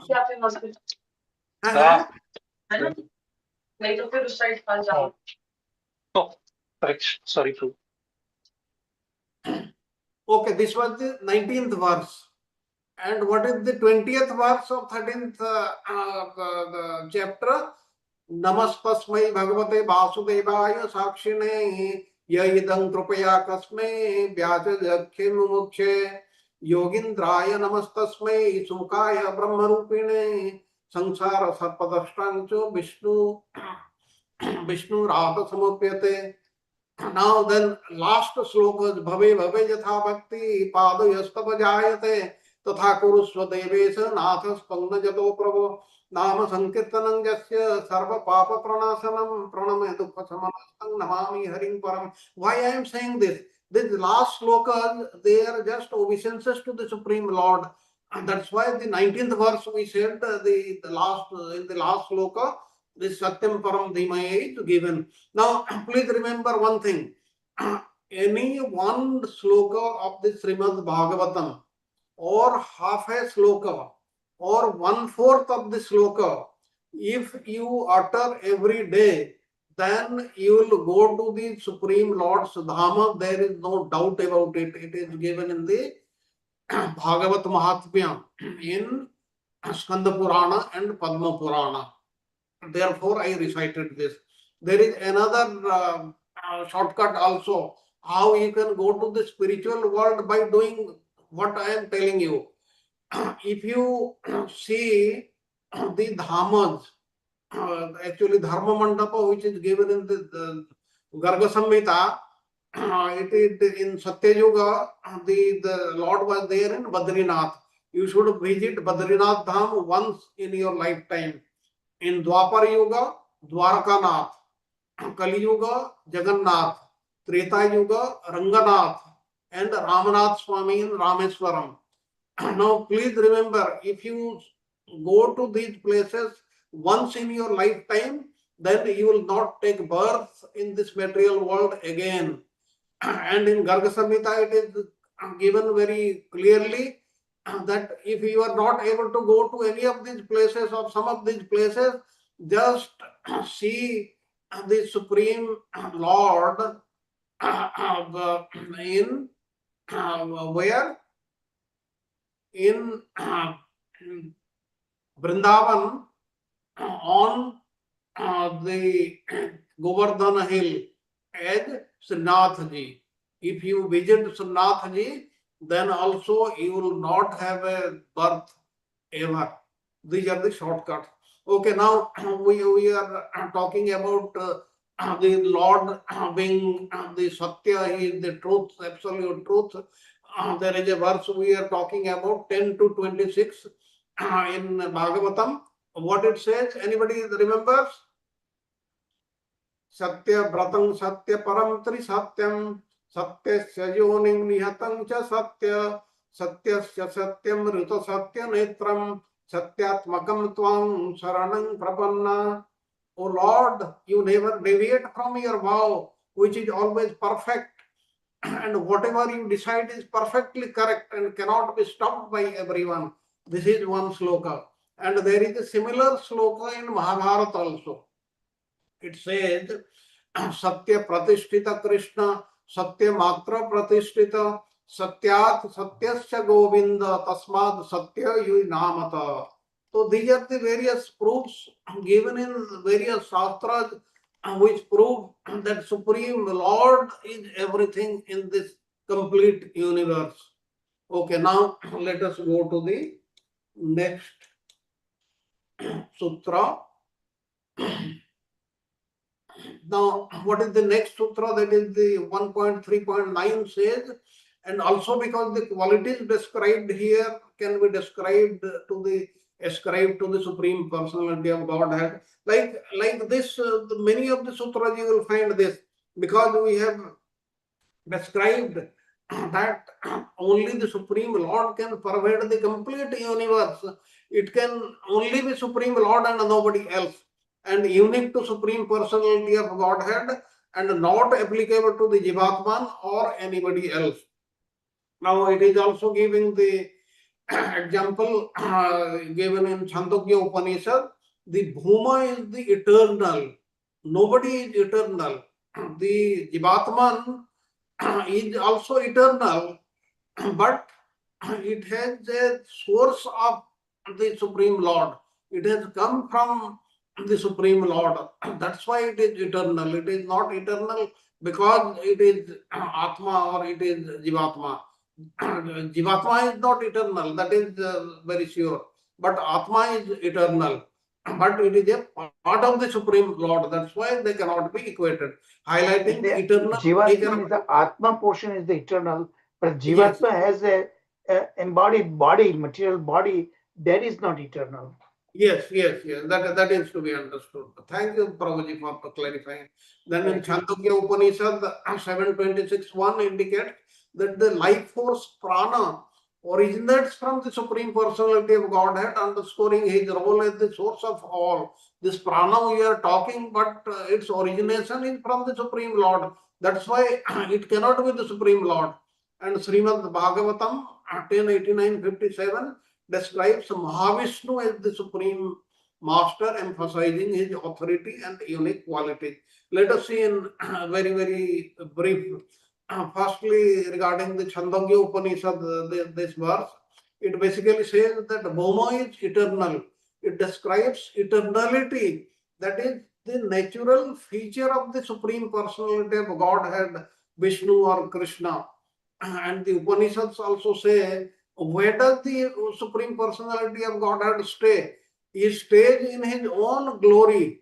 And this explains that the Supreme Lord does not depend on anyone. The scriptures also say that the Supreme Person is above, below, front, behind, left, right, he is everywhere. And the Chandogya Upanishad verse, it says, the life force is manifested from the Supreme Lord. And this shows that the Supreme Personality of Godhead is the original cause of all causes. And these are some of the qualities of the Supreme Lord given in the Vedic literature. And finally, the word Bhoma is used to describe Lord Mahavishnu in the Srimad Bhagavatam verse, which says that as the two of them stood before him with joined palms, the Almighty Mahavishnu, Supreme Master of all rulers of the universe, smiled and spoke to them in a voice full of solemn authority. And this is referring to Krishna and Arjuna when they went to Mahavishnu to find the sons of the Brahmana. Now here, please remember that the Vedic principle is that when the meaning of a word is vague, it should be interpreted according to the context. And as we find here in the Govinda Bhashya, the meanings, they are all contextual. That's why they have to be understood in that context only.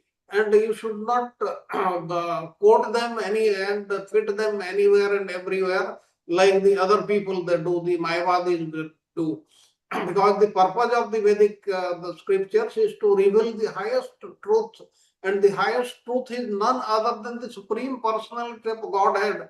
And the best process of self-realization is devotional service to Him only in servitude. That means we should think that we are servants of the Supreme Lord and we are offering devotional service to the Supreme Lord. And even though the Vedas may sometimes mention other subjects that they as their ultimate conclusion, but this is what is the conclusion. Therefore, when one encounters an ambiguous term in Vedic literature, there is never any fault in interpreting it as indicating the Supreme Personality of Godhead. Now, let us see the next two slides. Now, the collective analysis of the sutras, both the sutras 8 and 9. The identification of Bhuma is found in both the sutras. Both sutras 8 and 9 establish that Bhuma refers to the Supreme Personality of Godhead, Lord Vishnu or Lord Krishna, and not the Jivatman. And this identification is central to understanding the superiority of divine consciousness over individual existence. And what is the scriptural authority? The emphasis on scriptural teachings in both sutras highlight the importance of Vedic text. And we cited verses from the Upanishads and from Bhagavad Gita. And they reinforce that the qualities of eternality, bliss, and authority are inherent in the Supreme Lord alone and with nobody else. And philosophical contrast, the sutras collectively argue against interpretations that equate Bhuma with Jivatman, demonstrating that the Jivatman's attributes and experiences are entirely dependent on the mercy and qualities of the Supreme Lord. And this is very well understood. I will not discuss it. Then we go to the next slide, which is the last slide of today.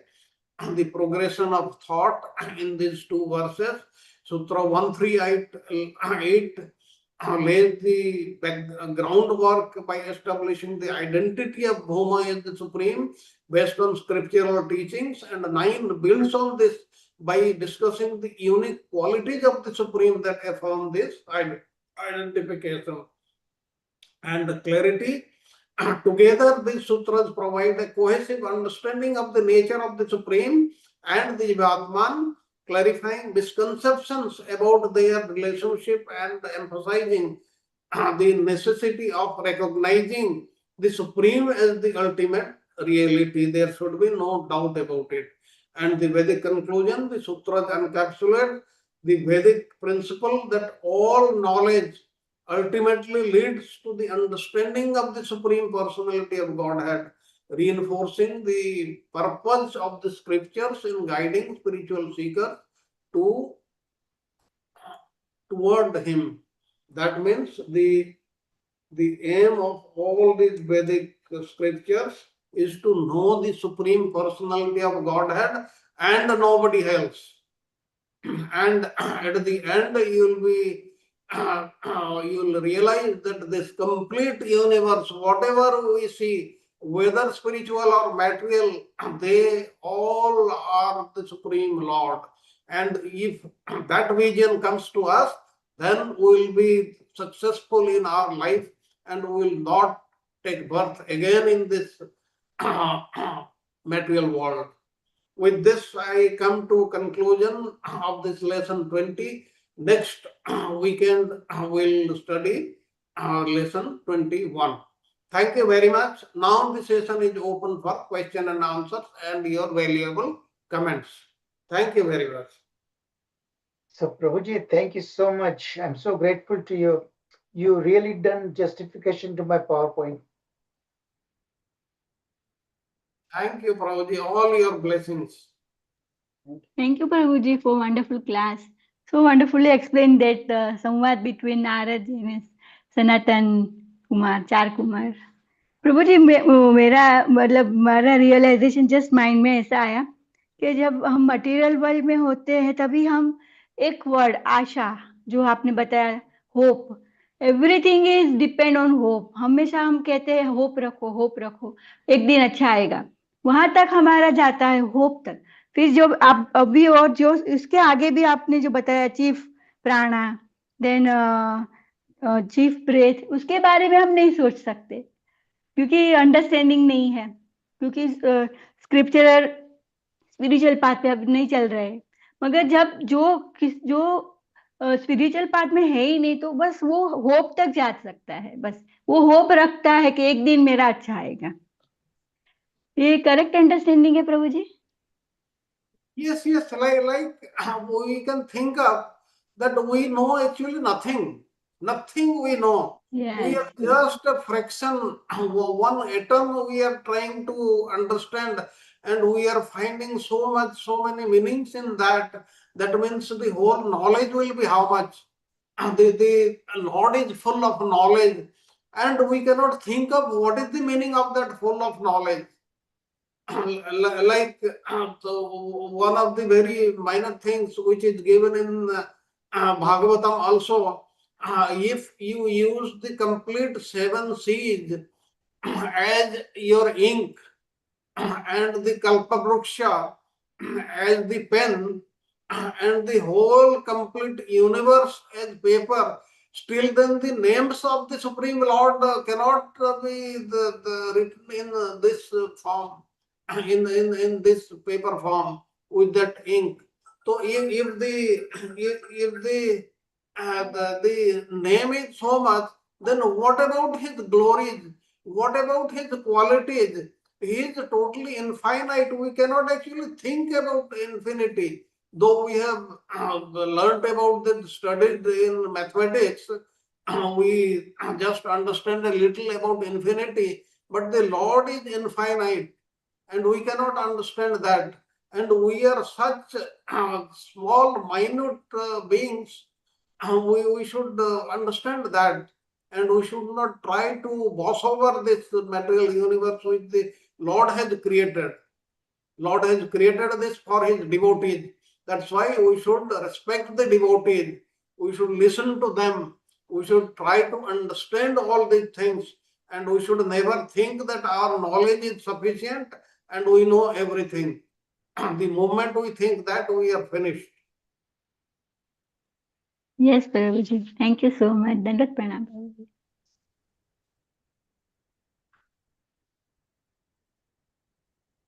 Any other comment or question or any thought about any of the things? You see, these small little sutras, they have got such huge explanations, and their the depth of their meaning is also we are trying to see. But we cannot still and do not able to understand everything. It is just a little portion of it. Thank you, Prabhu. Wonderful, wonderful explanation. And every time, like you feel that with this sutra, this is such a beautiful lesson. But the next lesson, it goes, it becomes more nice. So I never thought that sutras will be so interesting to learn. But today's lecture was just amazing. So I have to learn that it is Supreme Personality of Godhead, which is Bhauma, and Bhauma is everywhere. So I have to see him everywhere and in every entity. And I have to respect that. Like whichever world it is, whether it's material world or beyond, it is he only. And Yes. without him, there is nothing else exist, right? Yes, that is the ultimate aim. If we can do that, and really and truthfully we can see, that is what is the aim. And not to see the Supreme Lord in the temple or where the deity form is there, but in anything and everything of his creation. That is the ultimate realization we should come to. Yes, Prabhuji. Prabhuji, that's why मनसा वाचा कर्मणा बताया है ना, कि मन से वाचा से कर्म से अच्छे कार्य करो, भगवान का नाम लो, भगवान के प्रति. But we are in the Dehatma mode. We still think we are the body. Yes, Don't you Prabhuji. think? If I make this statement, we think we are the body. You may disagree with that, but if I give some examples, you will realize how correct I am. Okay, I'll give example. Like you say, I don't like this food. So and so food is very, very tasty. And if I can have that, I'll be happy. I want to wear this dress. I want to go to that place. I want to sit in this vehicle. I'll enjoy. Like all these things and much more, I just gave you a very fraction. We still are in that those thoughts. That means we are still thinking ourselves as the body. And if we transcend from this, if we think, really think, believe that we are the soul, we are the spirit soul, then we'll get liberation in no time. So we have to continuously practice self-analyzation. What am I thinking? And Yes, we have and to keep on correcting ourselves. Like the yes, moment we desire something, that also we study, like why we want this, whether yes, it is good. yes. Why this is happening? Because of our past karmas, past sins. It is because of that. And they can be negated only by devotional service and nothing else. Devotional service we should do so that the Lord is happy and he cancels or burns all these sins. And with our own efforts, we will not be able to achieve the destination. Only with the Lord's mercy, only when He is merciful, He will come before us, He will forgive all our sins, and then we will get liberated. It requires the Lord's mercy and not our prarabdha, not our purusartha. And Prabhuji, due to the past tendencies, if the mind is not there in the service, it is just doing mechanically, because mind is in different phases all the time. Sometimes it is in the surrender mode, sometimes it is not, sometimes it is in the rebel mode. But in whichever form we are doing service, is that counted or seen, or it just goes like? Yes, let the mind be in any form. Let the mind think anything or else, but we should do our duty. And taking the Lord's name in any form, that is helpful to the jiva. Like you saw in the example of, there are so many examples in Bhagavatam.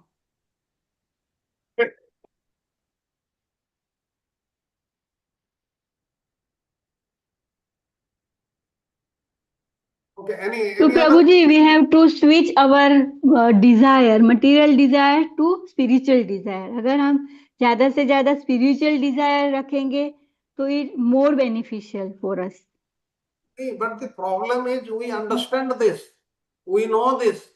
Yes, But, Prabhuji. Still it but happens. doing this is so difficult, and Yes, Prabhuji. we still so we still desire material things only. We think the material things in this the world, they will give us pleasure, and that is the ultimate aim. And we understand that we should have actually at the end we should not have even spiritual desires also, because let the Lord decide what is good for us. Let him give, not give, that is up to him. Our job is to be a servant to the Supreme Lord, take his name. That's all. Let him Yeah, give, this is not wonderful give, point, that is bro. up to him. Yes, Prabhuji. Yeah. Very true. This is wonderful point, bro. Okay. Yes. Don't have any desires like God is it. Yes, yes. No, so Prabhuji, like how you gave the shortcut that if you are reading Bhagavatam even half a shloka or just a quarter of like some shloka every day, so that is shortcut. But is it true that if you are in association of a self-realized soul, will that also can that also be a shortcut to get to be liberated, like to get rid of the sins? Okay, what happens when you go to a holy place? You see a self-realized soul. Actually, it is very difficult to find out who is a self-realized soul, because the self-realized and the higher quality people, they don't seem like that. They pose themselves as very common persons. But just by seeing at them, looking at them, just by having a darshan of these people, all your bad things, all your sins, they will get burnt. That's very sure. But what I told you, they are given in the Shastra. Like, I didn't tell you the complete thing. If you recite these verses, then you will ask once or twice or for how many days. Okay, you just listen, it is given somewhere else. For 10 years continuously. 10 years continuously, you take the name, you recite a verse or half or one-fourth of Bhagavatam, then you will be liberated. There are other conditions Sorry, also. Prabhu. What did you say? Number, Prabhu? 10 One? years. 10 years, Hmm. one sloka of Bhagavatam or half a sloka of Bhagavatam or one-fourth sloka of Bhagavatam. Okay, let us see how many know any slokas of Srimad Bhagavatam. Not Samdha Mataji, not Raksha Mataji, not Archana Mataji, anybody else. No, Any one Prabhu, I have sloka not of by Srimad heart. Bhagavatam. No, I have not by heart. Even I have not by Which heart, was actually. Prabhu? Raksha Mataji knows. Okay, I'll tell you a very common sloka of Srimad Bhagavatam, which I recite every day. Krishnaya Vasudevaya Devaki Nandanaya cha Nanda Gopakumaraya Govindaya Namo Namah. We chant this now, Nashta Prayashu Prabhuji, we Abhadreshu. chant daily Nashta Nashta Prayashu we Prayashu. chant. That is That the is also shloka. counted. Yeah. Yes, we chant Prabhuji, it every is day. a Bhagavatam shloka. Yes, please Okay. remember. Part of prayers, actually. And remember some slokas of Bhagavatam and Bhagavad Gita and recite them every day without any exception, and you will be benefited. The Lord will be very, very happy. Prabhuji, I recite Krishnaya Vasudevaya daily. This Okay. only one shloka, this verse Like I said, 1 or half or 1/4, that is enough. But it should be done every day without exception. Even if you are not well, even if you are in a hospital, even if you Okay. are anywhere else, you should recite So we should do 10 years, Prabhu. that. 10 years without exception. Entire life, Prabhuji. That means entire lifetime. At the very least, very least, you say that Om Namo Bhagavate Vasudevaya. But that is also part of the Bhagavatam. Yes, Prabhuji. Hare Krishna Bhagavatam Prabhu. Yes, Raji Prabhuji. Thank you, Prabhu. So just since we are talking on a discussion, I have one question here. As our Sanjeev Prabhu also mentioned, this Seva Prabhu also mentioned. So like a Nashtaprayeshu Abhadresha in that verse, in a Prabhupada translate that by regular attendance of in the classes of Srimad Bhagavatam and rendering service unto the pure devotee, all the troublesome to the heart is almost completely destroyed. They use the word almost, Prabhu. So by rendering the certain residual thing, even one can fall down even at Bhava Bhakti level. Yeah, Prabhu. Just I want to understand. So is a Bhagavatam reciting is enough, or along with the chanting is also go hand in hand?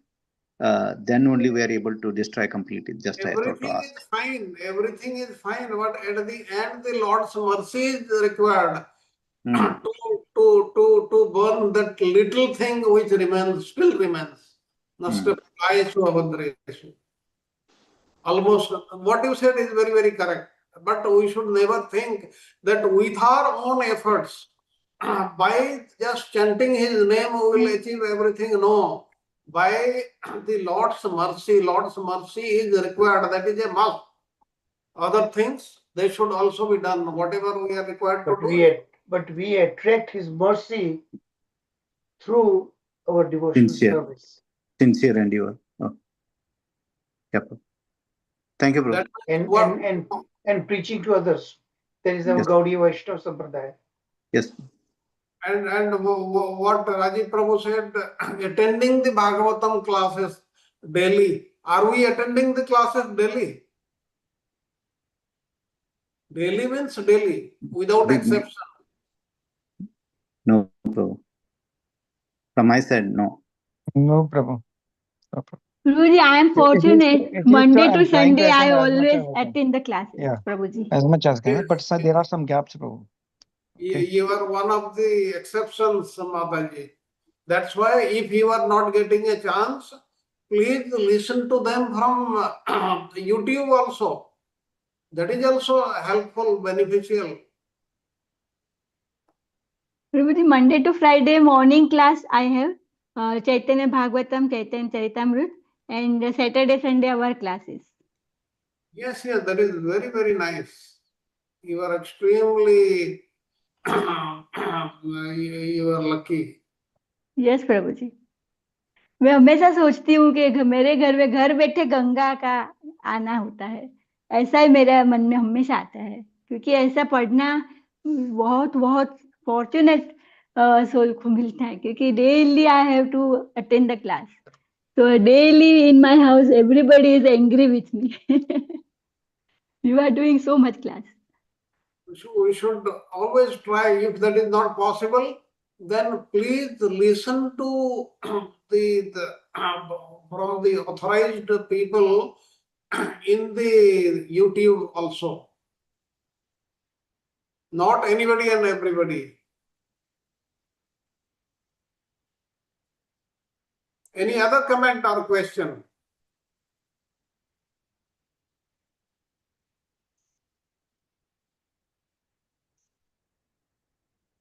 Prabhuji, there are no comments coming.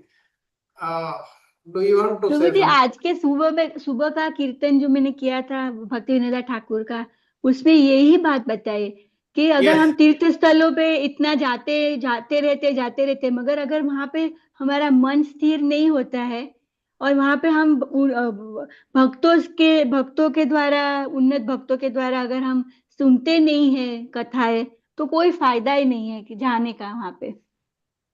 बहुत अच्छा।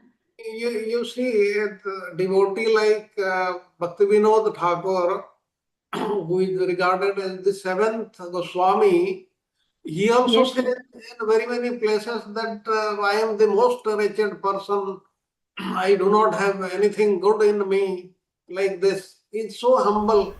Therefore, we should worship the Supreme Lord. We should take His name in a mood of humbleness. Being humble is very, very important. And generally we understand, but we should try to understand them fully, what exactly it means and what on ground we should do. Hare Krishna, Prabhu. Raksha Mataji's song today, there is refers to one Bhagavatam shloka. Can I chant that shloka? Yes, yes.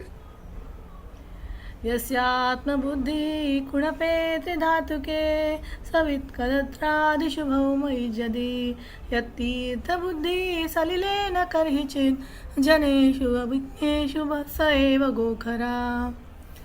The meaning is that our Atma Buddhi and Deha Buddhi is like, if is like the Kunape means like a bag. Three Dhatu means of the three Dhatus. It means our bag, our body is made of Kapha Pitta Vayu, like that. And if we take this body and go to the holy places and just dip this body in the waters, but we don't listen to the glories of Krishna from the lips of the pure devotees in those dhams, then it is no better than a go and a khara, or that means like a cow and an ass, which has got no value of just going there and dipping in the waters. Hare Krishna. Thank you very much. Yes, Mataji. Very nice. Thank you.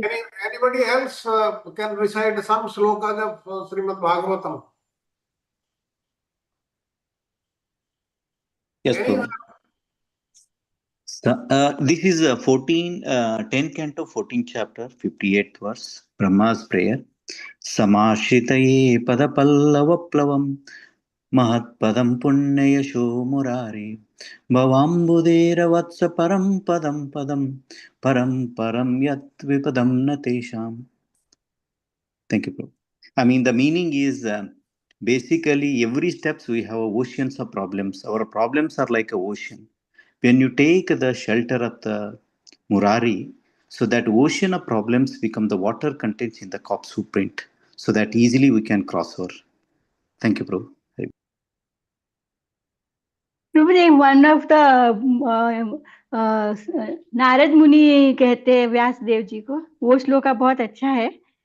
न यद्वचश्चित्र पदम हरे यशो जगत पवित्रम प्रगुणित करहचित तत्वायसम तीर्थमुशन्ति मानसा न यत्र हमसा निरमन्तु शिक्षया। का meaning ये है, जो वाणी संपूर्ण ब्रह्मांड के वायुमंडल को परिशुद्ध करने वाले भगवान की महिमा का वर्णन नहीं करती, उससे साधु पुरुष कौवों के समान के स्थान के समान मानते हैं। क्योंकि परमहंस पुरुष दिव्य लोक के निवासी होते हैं, अतः उन्हें इस स्थान में कोई आनंद नहीं मिलता है। मतलब जो भी परमहंस है वो तीर्थ स्थलों में के बारे में ही बताया गया है यहाँ पे। जो भगवान के उन्नत नामों का श्रवण नहीं करते, वो कौवों के तीर्थ समान है। Yes. And regarding the various verses of Srimad Bhagavatam, I must tell you another thing also which I heard recently. suppose in your dream you see any of your ancestors who have died, but they are appearing in your dream, please recite these many verses from Srimad Bhagavatam. They will be happy. Sorry, which verses, Prabhu? Any.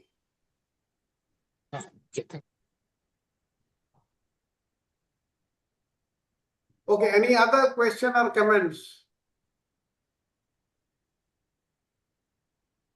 If Very not, wonderful class, Prabhu. Thank you for walking us through. प्रभु जी, ये wholesome. Dream आपने बताया dream के बारे में, तो मुझे अभी थोड़े दिन के पहले ही मेरे एक दादी सपने में आए थे, और पहले ऐसा नहीं होता था कि मैं ड्रीम में कुछ एक्शन लेती थी। मैं अभी ड्रीम में एक्शन लेती हूँ, और मैंने उनको देखा और मैं उनके पास गई और उनको प्रणाम भी किया। ऐसा ड्रीम आया प्रभु जी। Yes, you can recite slokas of Srimad Bhagavatam. Thank you very much, Prabhuji. Thank you, Prabhuji. Then we can conclude today's class with the Nrsinga prayer.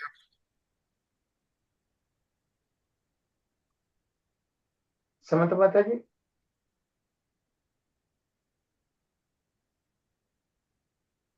Lakshmi Mataji then. Yes, Prabhuji. Yes, Prabhuji. Yeah. Hare Krishna. Sorry, Shri Prabhu, Shri I was Govind पाश्य की जय हो। नमस्ते नरसिंहाय, नमस्ते नरसिंहाय, प्रहलाद लाददायिने, प्रहलाद लाददायिने,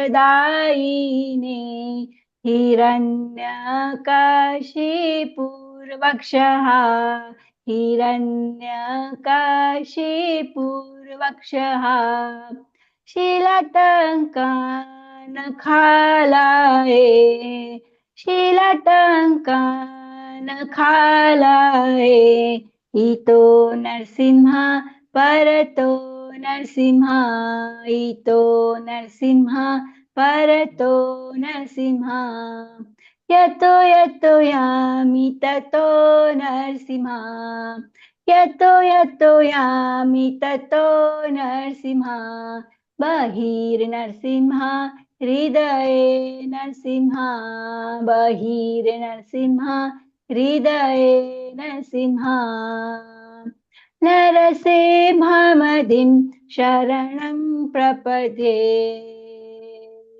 तव करकमलवरे नाखाम् अद्भुतशृङ्गाम्, दलित हिरण्यकशिपु तनुभृङ्गम्, केशवधृता नरहरिरूपा, जय जगदीश हरे, जय जगदीश हरे,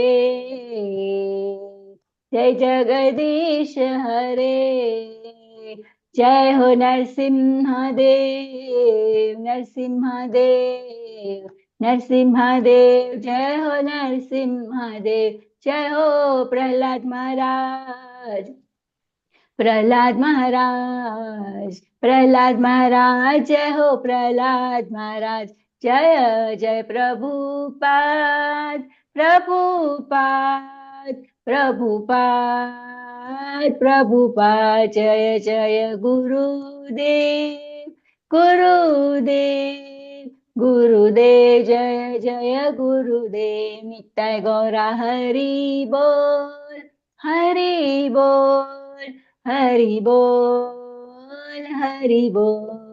श्री श्री लक्ष्मी नरसिंह भगवान की जय हो, भक्त शिरोमणि प्रहलाद महाराज की जय हो, सर्व डिवोटी की जय हो, श्री गोविंद भाष्य की जय हो, श्री प्रभुपाद की जय हो।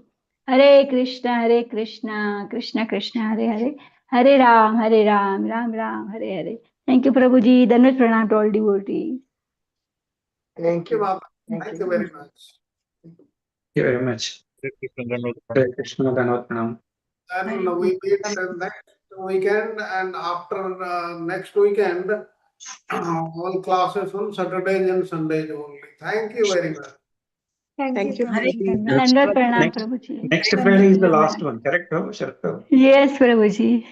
Yeah. And now So, we are last three lesson of Srimad Bhagavatam. Yes, yes. Hare Krishna. Hare Krishna, Mataji. Hare Krishna to all. Dandavat pranam.